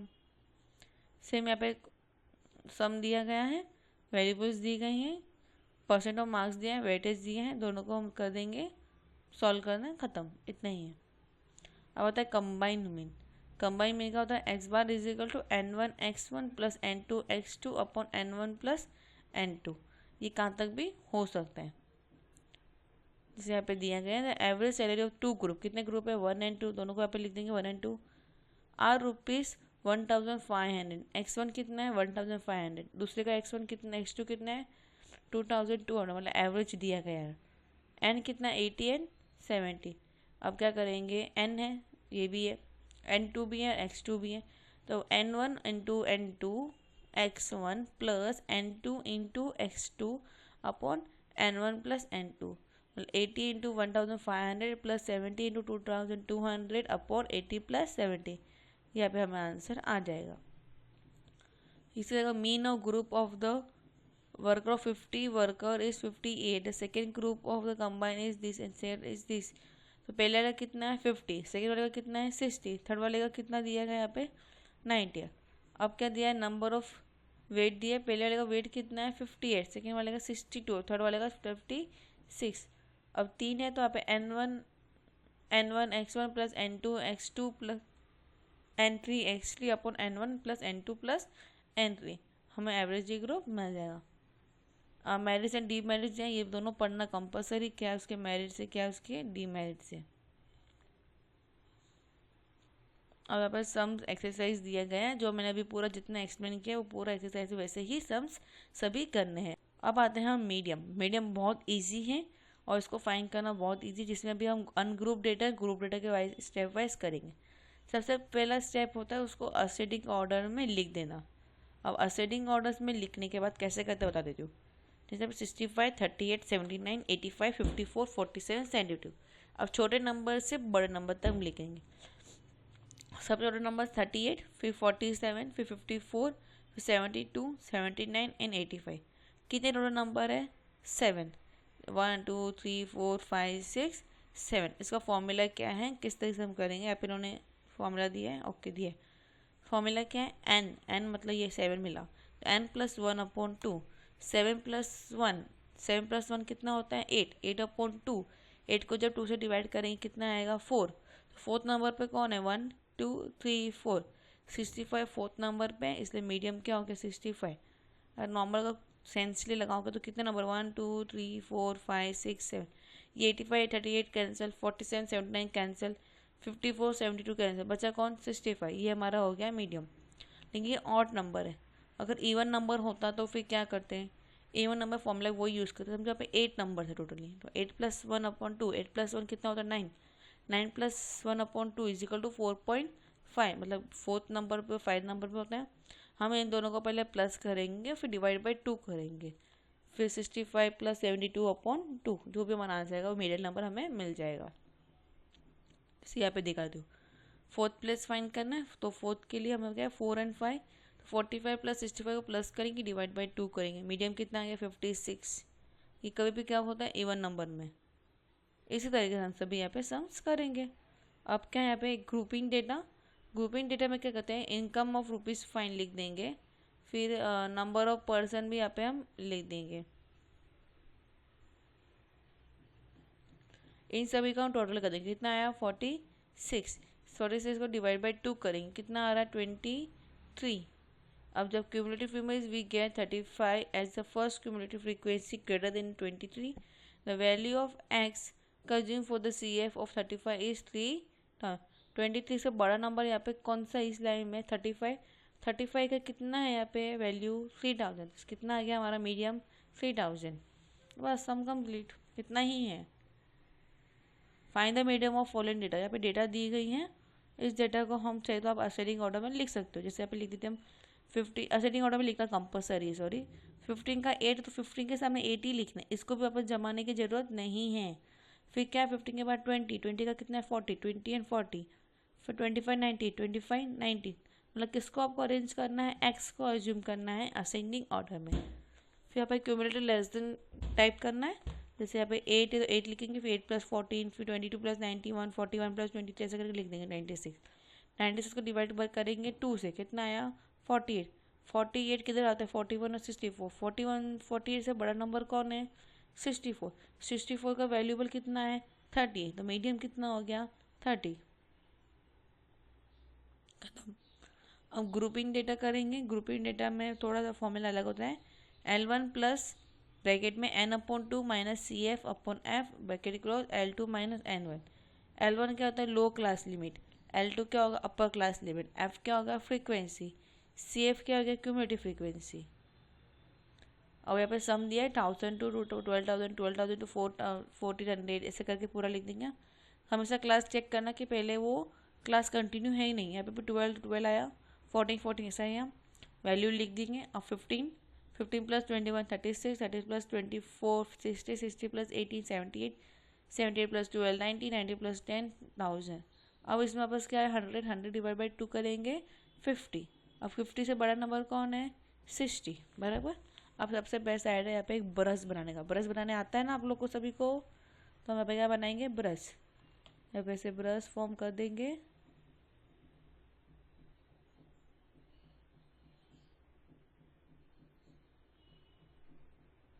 ये हमने बना दिया ब्रश। अब ब्रश में हम क्या यूज़ करेंगे, किस तरह से यूज़ करेंगे बताती हूँ। दिया है कि common greater than the 50 is 60 और 60 क्लास क्या है 1400 1300 लोअर क्लास क्या है इसमें 1004। जो ब्रश बनाए वही देखोगे अभी। 1400 क्या हो गया छोटी क्लास, 1600 बड़ी क्लास। उस क्लास का फ्रीक्वेंसी कितना है 24। अब ये कभी भी हम ब्रश जब यूज़ करते ये नीचे का पार्ट नहीं यूज़ करते, ऊपर का पार्ट यूज़ करते। ये हैंडल पकड़ने वाला ये ऊपर का यूज़ करना है। तो सी एफ कितना लेंगे हम 36। अब फॉर्मूला क्या है L1 plus bracket n/2 minus c f upon frequency. L1 कितना है 1400, n/2 अभी फाइन किया था 50 माइनस सी एफ कितना है 36 अपॉन 24 फ्रीक्वेंसी लेंगे ब्रैकेट क्लोज करेंगे, इन दोनों को माइनस करना है और हमें यहाँ पे आंसर हमें मिल जाएगा। क्लियर है। सेम अभी नेक्स्ट हम करेंगे जहाँ पे मीडियम क्लास कंटिन्यू नहीं है, क्लास पहले कंटिन्यू करोगे। क्लास कंटिन्यू की बात करने के बाद सेम तरीका यूज़ करेंगे, टोटलिंग कर देंगे। 80 आया, 80 का कितना आया 40, 40 से बड़ी क्लास कौन सी यहाँ पे 47। ब्रश बना दोगे इस तरीके से। क्या यूज़ करना है ऊपर के पार्ट और हैंडल, ये लो क्लास ये अपर क्लास ये फ्रीक्वेंसी और ये 26 क्या होगा हमारा सी एफ। बस इसी तरीके सब करना है भाई। अब आता है क्वार्टल्स। क्वार्टल्स 4 तरह के होते हैं Q1 Q2 सॉरी 3 तरह के होते हैं Q1 Q2 एंड Q3। और ये इजीली वे करना है, किस तरीके से करना है हम बताती हूँ। तो फर्स्ट क्वार्टर ही फाइंड करना है, find the c f less than type, then find the n/4। n upon मतलब जो भी n दे देगा उसको डिवाइड कैसे करेंगे 4 से, टोटल फ्रीक्वेंसी मिल जाएगा। पहले हम क्या कर रहे थे n/2 कर रहे थे ना, अभी हम करेंगे n/4 किसके लिए, जब हम Q1 फाइंड कर रहे हो। Q2 फाइंड करें तो मल्टीप्लाई बाई 2 करेंगे, n/4 तो रहेगा लेकिन मल्टीप्लाई बाई क्या करेंगे 2 से। जैसे आप लाइन दे रहे हो ये हो गया Q1 ये Q2 ये Q3 एंड Q4। तो यहाँ पर जब हम इस पॉइंट पे आए तो कितनी बार n/4 आया 2 बार, तो यहाँ पे 2 से मल्टीप्लाई, तो 3 बार आएगा तो 3 से मल्टीप्लाई करेंगे, 4 टाइम आएगा तो 4 से मल्टीप्लाई करेंगे। देखो 3n/4 और 2 रहेगा 2 इंटू 2n/4। और यहाँ पे कमीशन नहीं दिया है, नंबर ऑफ सेल्स दिया है, क्लास कंटिन्यू देख लिया हमने, लिख देंगे। फ्रीक्वेंसी ऑफ लेस देन लिख देंगे 13, 38 प्लस 38 51, 51 प्लस 45 96, 96 प्लस 56 152 इस तरह लिख देंगे। अब एन फाइंड करने से एन नॉर्मली हम फाइंड करेंगे, कैसे फाइंड करेंगे 208/4। एन कितना आ गया 52, 50 से बड़ी क्लास कौन सी 96 वाली ये, इस पर बना देंगे हम ब्रश।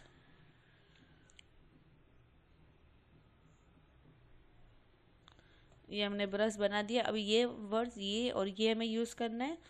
अब इसके लिए फॉर्मूला क्या है यूज़ करेंगे L plus n/4 minus c f, n/4 minus c f. पहले हम जब भी 2 से डिवाइड करते हैं, अब हम किससे डिवाइड करें Q1 फाइंड करने के लिए 4 से डिवाइड। तो यहाँ पे n/4 कितना आ गया हमें 952, सी एफ कितना है हमारे पास 51, फ्रीक्वेंसी डिवाइड करके 45 और यहाँ पे मिल जाएगा हमें Q1। Q2 फाइंड करने के लिए कभी भी मीडियम मतलब n/2 ही फॉर्मूला यूज़ करेंगे हमेशा। मीडियम के लिए हम कभी भी यूज़ करेंगे Q2 के लिए n/2। खाली Q3 के लिए कब क्या यूज़ करेंगे 3n/4। ठीक है। अब आप पूछोगे मिस Q2 के लिए n/2 क्यों लिया, बराबर ना। इसका सोल्यूशन बताती हूँ क्या हुआ। जैसे हम हमेशा करके 2 पे तो 2n 2n अपॉन 4। जब इसको 2 को डिवाइड कर 2 1 2 2 2 4 तो क्या बचा n अपॉन 2। इसलिए मैंने बोला Q2 को कब में से क्या करेंगे हम n अपॉन 2। अब यहाँ पे n अपॉन 2 लेंगे, सॉल्व करेंगे, n ऑफ वैल्यू मीडियम की वैल्यू फाइंड करेंगे। यहाँ पे मीडियम मिले Q3 के लिए 3n upon 4 plus n upon 4 find करेंगे। जो भी हमें वैल्यू मिलेगा 3 से मल्टीप्लाई करेंगे। जो भी नंबर के उसके हिसाब से हम ग्रेटर देन वैल्यूबल आएगा उसमें हम अपना कोऑर्डिनेट क्लास फाइंड कर देंगे। हमें Q3 यहाँ पे मिल जाएगा। तो Q1 Q2 एंड Q3 यहाँ पे हो गया।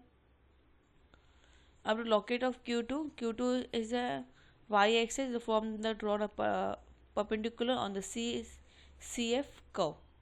Location n upon 4 and 3n upon 4 and y-axis proportion upon obtaining. अब यहाँ पे लेस देन हम फॉर्मूला फाइंड करना है।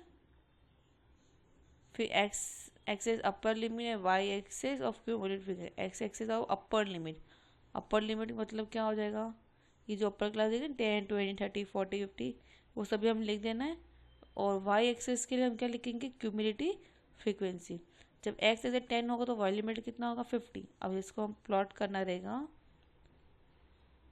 जैसे 10 एंड 50। यहाँ पे कुछ आएगा, इस जगह पे आ रहा है, इसको हम प्लॉट कर देंगे।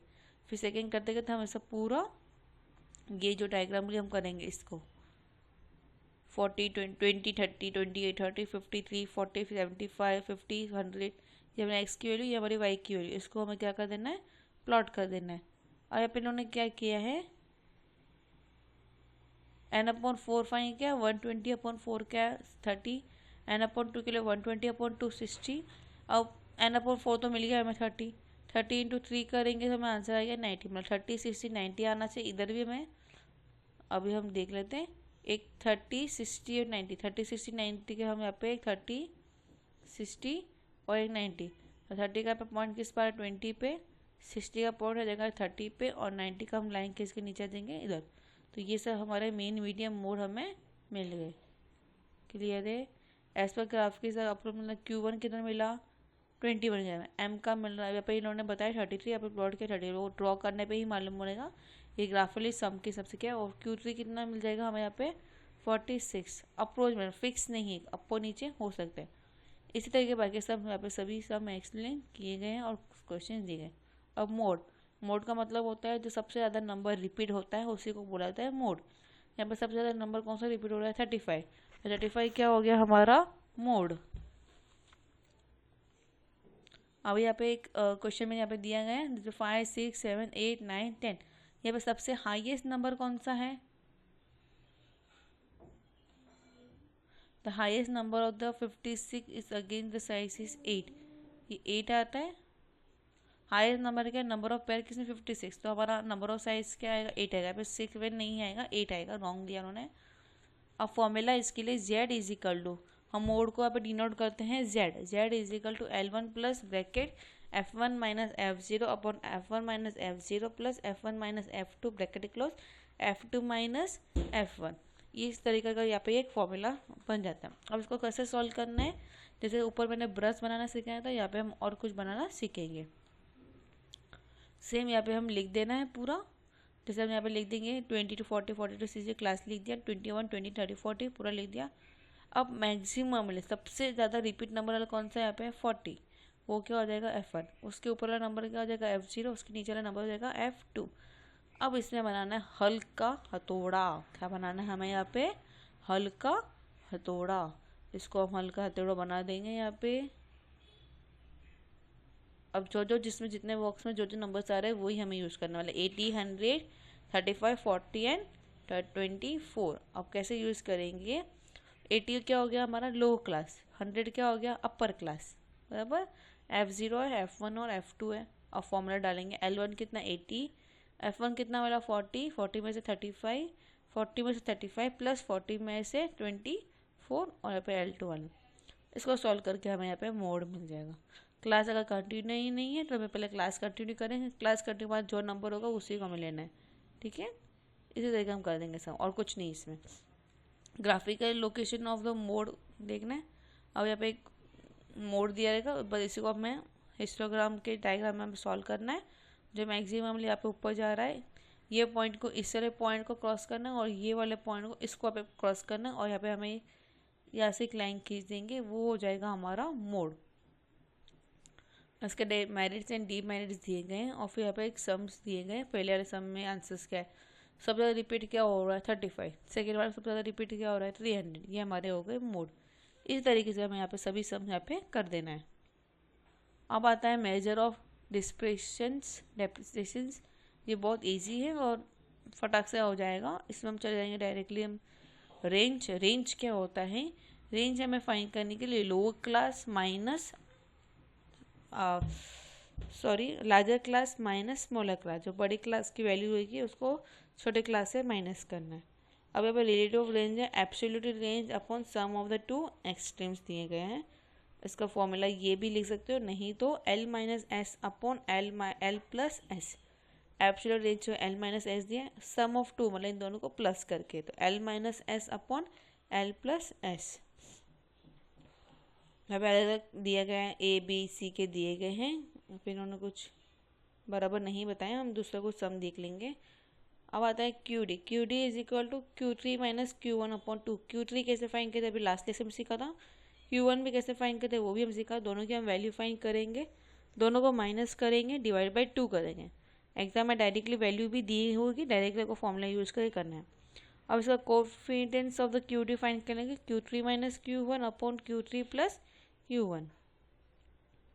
से Q1 Q2 Q3 फाइंड करना है, तीनों की वैल्यू मिल जाएगी। तीनों की वैल्यू में जो जो हमें वैल्यू यूज़ करना है वो वैल्यू हम यूज़ करके सम सॉल्व कर देंगे। बाकी सब वैसे ही दिया है। अब आता है मीन डेविएशंस। मीन डेविएशन अपने स्टैंडर्ड ऑफ डेविएशंस ये सब के बारे में हम पढ़ने वाले हैं।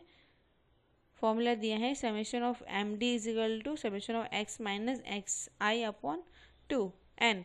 जितने भी एक्स की वैल्यू सभी को प्लस कर देंगे, divide by number of observation से डिवाइड कर देंगे और हमें आंसर्स मिल जाएगा। कोएफिशिएंट फाइंड करने के लिए एम डी अपॉन मीन, जो भी हमें एम डी मिलेगा उसको मीन से हमें डिवाइड करना है, मतलब एक्स बार से हमें डिवाइड कर देना है। अब आता है मीन डेविएशन फॉर मीन, मतलब अज्यूमिंग मेथड को बोलते हैं mean deviation for the mean. हम किसी भी एक वैल्यू को अज्यूम कर देंगे कि हमारी ये वैल्यू अज्यूम कर रहे हैं, उसके बाद हमें यहाँ पे सॉल्व करना है। एक्स की कोई भी एक वैल्यू को अज्यूम करोगे, हर एक वैल्यू से उसको एक्स से माइनस कर दोगे, यहाँ पे लिख दोगे।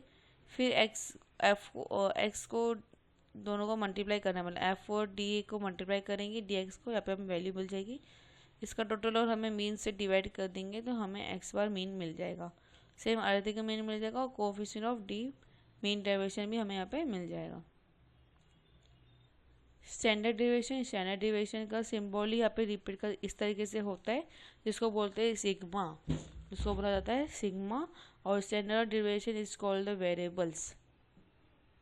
फॉर्मूला दिया है sigma is equal to sigma x minus x bar the whole square upon n. से एक्स बार को स्क्वायर है।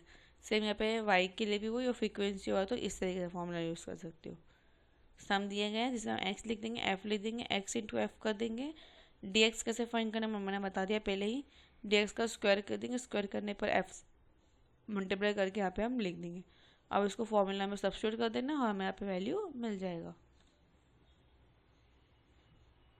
अब आता है एलिमेंट्री प्रोबेबिलिटी ऑफ थेरीज। थोड़ा बहुत थेरीज टाइप लेसन है लेकिन बहुत इजी लेसन है, जो इम्पोर्टेंट वो बता देती हूँ मैं। The possible result of random experiment is called outcoming. जो भी रैंडमली पॉसिबिलिटीज होगा, जो भी आएगा उसी को बोलते हैं outcoming. When we toss a coin there are two possibility outcoming. जब हम कॉइन को उछालते हैं तो क्या आता है, हेड भी आ सकता है या टेल भी आ सकते हैं। डाइस को थ्रो करेंगे तो 1 2 3 4 5 6 इस तरीके से आते हैं।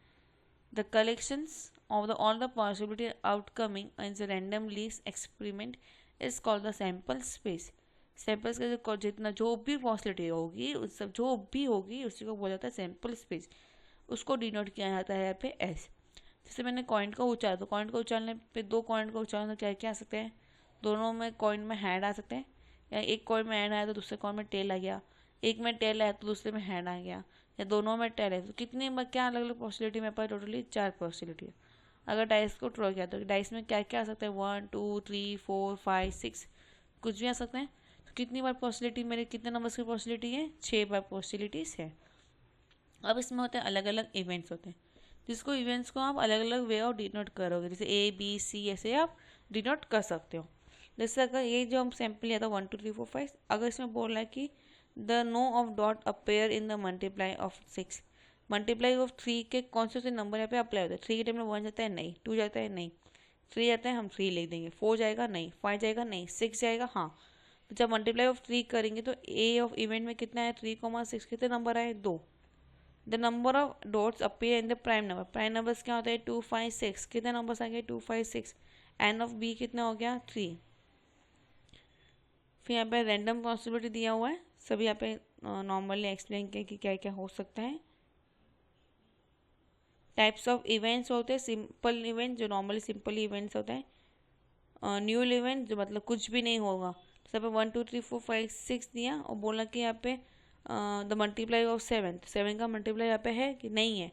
देखो ए लिखेंगे इज इक्वल टू, ऐसा कर्ली ब्रैकेट साइन डालेंगे और लिख देंगे N of A is equal to 0। Algebra of event करेंगे, union of the two events, union of two events हमें यहाँ पे फाइंड करना रहेगा। तो ए यूनियन बी, तो एलिमेंट ऑफ इवेंट ए और बी इन द बोथ में आएगा। जैसे अब यहाँ पे क्या लिखा 1 2 3 2 3 5, 1 है दोनों में तो 1 हो या नहीं, दोनों को कंबाइन करना है। 2 दोनों में इसलिए एक ही बार लिखेंगे, 3 भी दोनों बार में है तो एक ही बार लिखेंगे। फिर बचा क्या 5, तो 1 2 3 एंड 5। ए यूनियन बी का मतलब है दोनों को कंबाइन करना।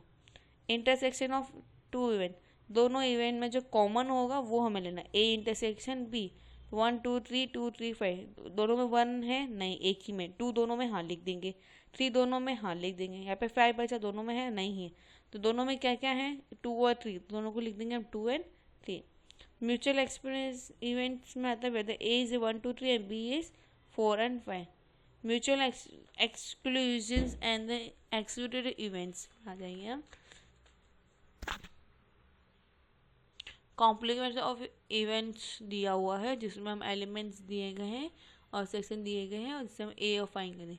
हमारे पास एस मिल गया है जिसमें हम ए दिया 2 3, तो ए एक्सक्लेमेटरी फाइंड करना, मतलब ए में जो नहीं है वो कॉम्प्लीमेंट ऑफ इवेंट्स कहलाएंगे। तो ए में क्या है 2 3, बचा कौन 1 2 1 4 5 6, तो 1 4 5 क्या ए कॉम्प्लीमेंट्री हो गया। पॉसिबिलिटी ऑफ इवेंट फाइंड करने के लिए, प्रोबेबिलिटी ऑफ इवेंट फाइंड करने के लिए probability of A is equal to number of A upon number of S. और जैसे यहाँ पे नंबर ऑफ एस कितना है एन ऑफ एस 6, यहाँ पे ए कितना है नंबर 3, तो 3/6 करेंगे 1/2, ये हमारी हो गई प्रोबेबिलिटी ऑफ इवेंट। सम दिया गया है जिसमें यहाँ पे पहले दिया गया और dice is drawn find the probability that, पहले डाइस को ड्रॉ करेंगे तो एस कितना मिला 1 2 3 4 5 6, एन ऑफ एस कितना आ गया 6। The number of dot is less then 6, less than 6 मतलब 3 से छोटा कौन है 1 एंड 2, 1 एंड 2 लिख देंगे। एन ऑफ ए और एन ऑफ एस अपॉन 2/6, खाली आप 2/3 लिखोगे उसको डिवाइड करना है, डिवाइड करके भी लिख सकते हो चलेगा। The number of dot is divisible by 3, 3 से डिवाइड कौन करता है 3 एंड 6, वापस 2 ही नंबर है दोनों को हम यहाँ पे लिख देंगे।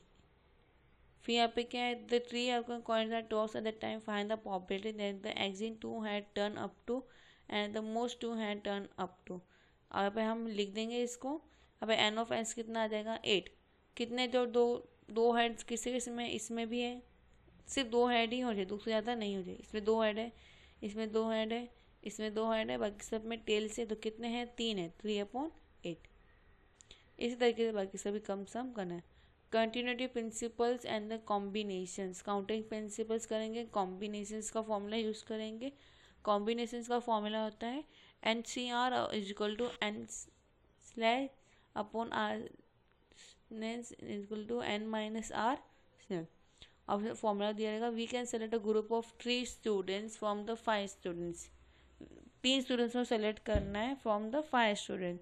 तो क्या होगा कितने स्टूडेंट टोटल 5, 5 में से कितने सेलेक्ट करना है 3, तो 5/5 में से 3 गया है तो कितना बचता है 2, नेचुरली फाइंड करेंगे N/5 - 2 5 लिख देंगे, 2 × 3 कर देंगे, 2 × 1 फिर 3 × 2 × 1, जब इसको 5 लिखें 5 × 4 × 3 × 2 × 1।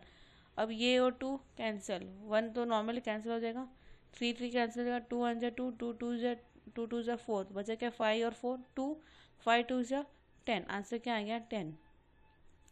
सेम अगर 4 different question for independent find करना है 60 to 4, 6 लिखेंगे, 6 × 5 × 4 × 3 × 2 × 1, 2 है, 2 इंटू 1, फिर 6 माइनस 4 का कितना आया, यहाँ पे इन्होंने रॉन्ग लिखा है, 6 माइनस 4 करने पे कितना आएगा, 2 आएगा, 2 इंटू 1, तो ये 2 और 2 कैसे होगा, 2 2 4 का कैंसिल हो जाएगा, फिर हमारा सब वहाँ पे आ जाएगा।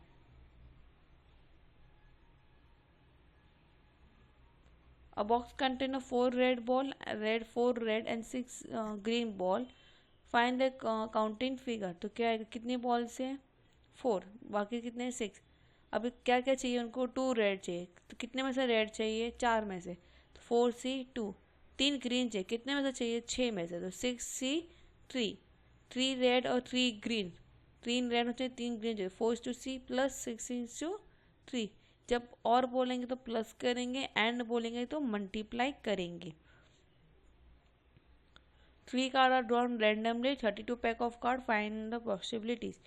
52 पैक ऑफ कार्ड है, 3 स्पेयर कार्ड फाइंड करना है, तो कितने फाइंड करना है, 3, कितने में से, 52, 52C3, तो 52 लिखेंगे, C3 एक्सलेंट लिखेंगे, 52 माइनस 3, 52 में से 3 गए तो कितना बचता है, यहाँ पे इन्होंने रॉन्ग किया, यहाँ पे सब बहुत कुछ मिस्टेक है, यहाँ पे 52 में से 3 गया तो 52 में से 3 गया कितना होता है, 50 बचेगा, तो फिर 49 बचेगा, उसके बाद हम लिख देंगे 49 इंटू, अब ऊपर भी 50 के बाद 49, 48, 47, 46, तो ये नीचे का 49 से 49 पूरा हमने कैंसिल कर दिया, बचा क्या, 52, 51 एंड 50, 52 आएगा यहाँ पे, नीचे हम लिख देंगे 3 इंटू 2 इंटू 1, फिर कैंसिल से करके डिवाइड करके हमारा आंसर यहाँ पे आ जाएगा।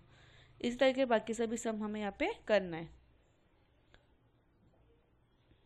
अब आ जाएंगे random variable and expected value find करना है। रैंडमली जो हम सेलेक्ट करते हैं वो हमें यहाँ पे फाइंड करना, जिसका प्रोबेबिलिटी कभी भी प्लस करने में कितना आना चाहिए, 1 से ज़्यादा नहीं होना चाहिए। अब 0 1 2 3 लिख दो, 1/8, 3/8, 3/8, 1/8, अभी 1 + 3 4, 4 + 3 7, 7 + 1 8, 8/8 = 1, ये हमारा चेक हो गया, इसी को बोलते हैं probability. Random variable x and expect valuable, इसका फॉर्मूला e⁻x² - e⁻x², ये एक फॉर्मूला है, वही फॉर्मूला हम यहाँ पे यूज़ करेंगे। -2 लिखेंगे, 1x1 0 1 2 लिख दिया, k 0 2 0.2 2k 0.1, इन सभी को प्लस कर देना है, प्लस करने पर डिवाइड 1 कर देंगे, हमें यहाँ पे वैल्यूबल मिल गई, वैल्यूबल प्लॉटली सॉल्व कर देंगे, दोनों को मल्टीप्लाई करके e(x) और PS लिए फाइंड करें, हो गया, इतना ही है। फिर आता है नॉर्मल डिस्ट्रीब्यूशन। नॉर्मल डिस्ट्रीब्यूशन का फॉर्मूला से यहाँ पे u = mean of x, sigma = SD, pi = 3.142 and e = 0.771 approval. इस तरह का फॉर्मूला यहाँ पे यूज़ करेंगे, प्लस इसके कैरेक्टरिस्टिक ऑफ नॉर्मल डिस्ट्रीब्यूशन भी यहाँ पे दिया गया है। Normal distribution = mean = medium = mode, that z = x - mean upon SD, ये होता है, ठीक है। फिर यहाँ पे सेम वही फॉर्मूला यहाँ पे यूज़ करना है, अंडर नॉर्मल कर्व डिस्ट्रीब्यूशन का यहाँ पे दिया गया है। इतने यहाँ पे डीपली आपको सम यहाँ पे पूछेंगे नहीं एग्जाम में, खाली एक बार चेक कर लेना किस तरीके से यहाँ पे सम्स दे, और ये इजीली, मतलब इतने हार्डली वे सम्स नहीं आएंगे।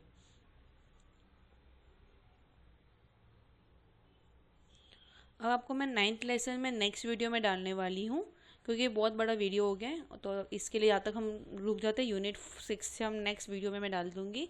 इस वीडियो में आपको जितना भी कुछ भी अगर समझाओ अच्छा लगा तो प्लीज़ वीडियो को लाइक कीजिए, शेयर कीजिए, सब्सक्राइब करना भूलना नहीं, बेल आइकन क्लिक करना बिल्कुल नहीं भूलना। Thank you students for watching my videos में, और भी आगे के जो लेसन्स हमारे बाकी हैं यूनिट 7 से, वो मैं आपको नेक्स्ट वीडियो में डाल दूँगी, प्लीज़ बने लीजिए। Thank you for watching my video.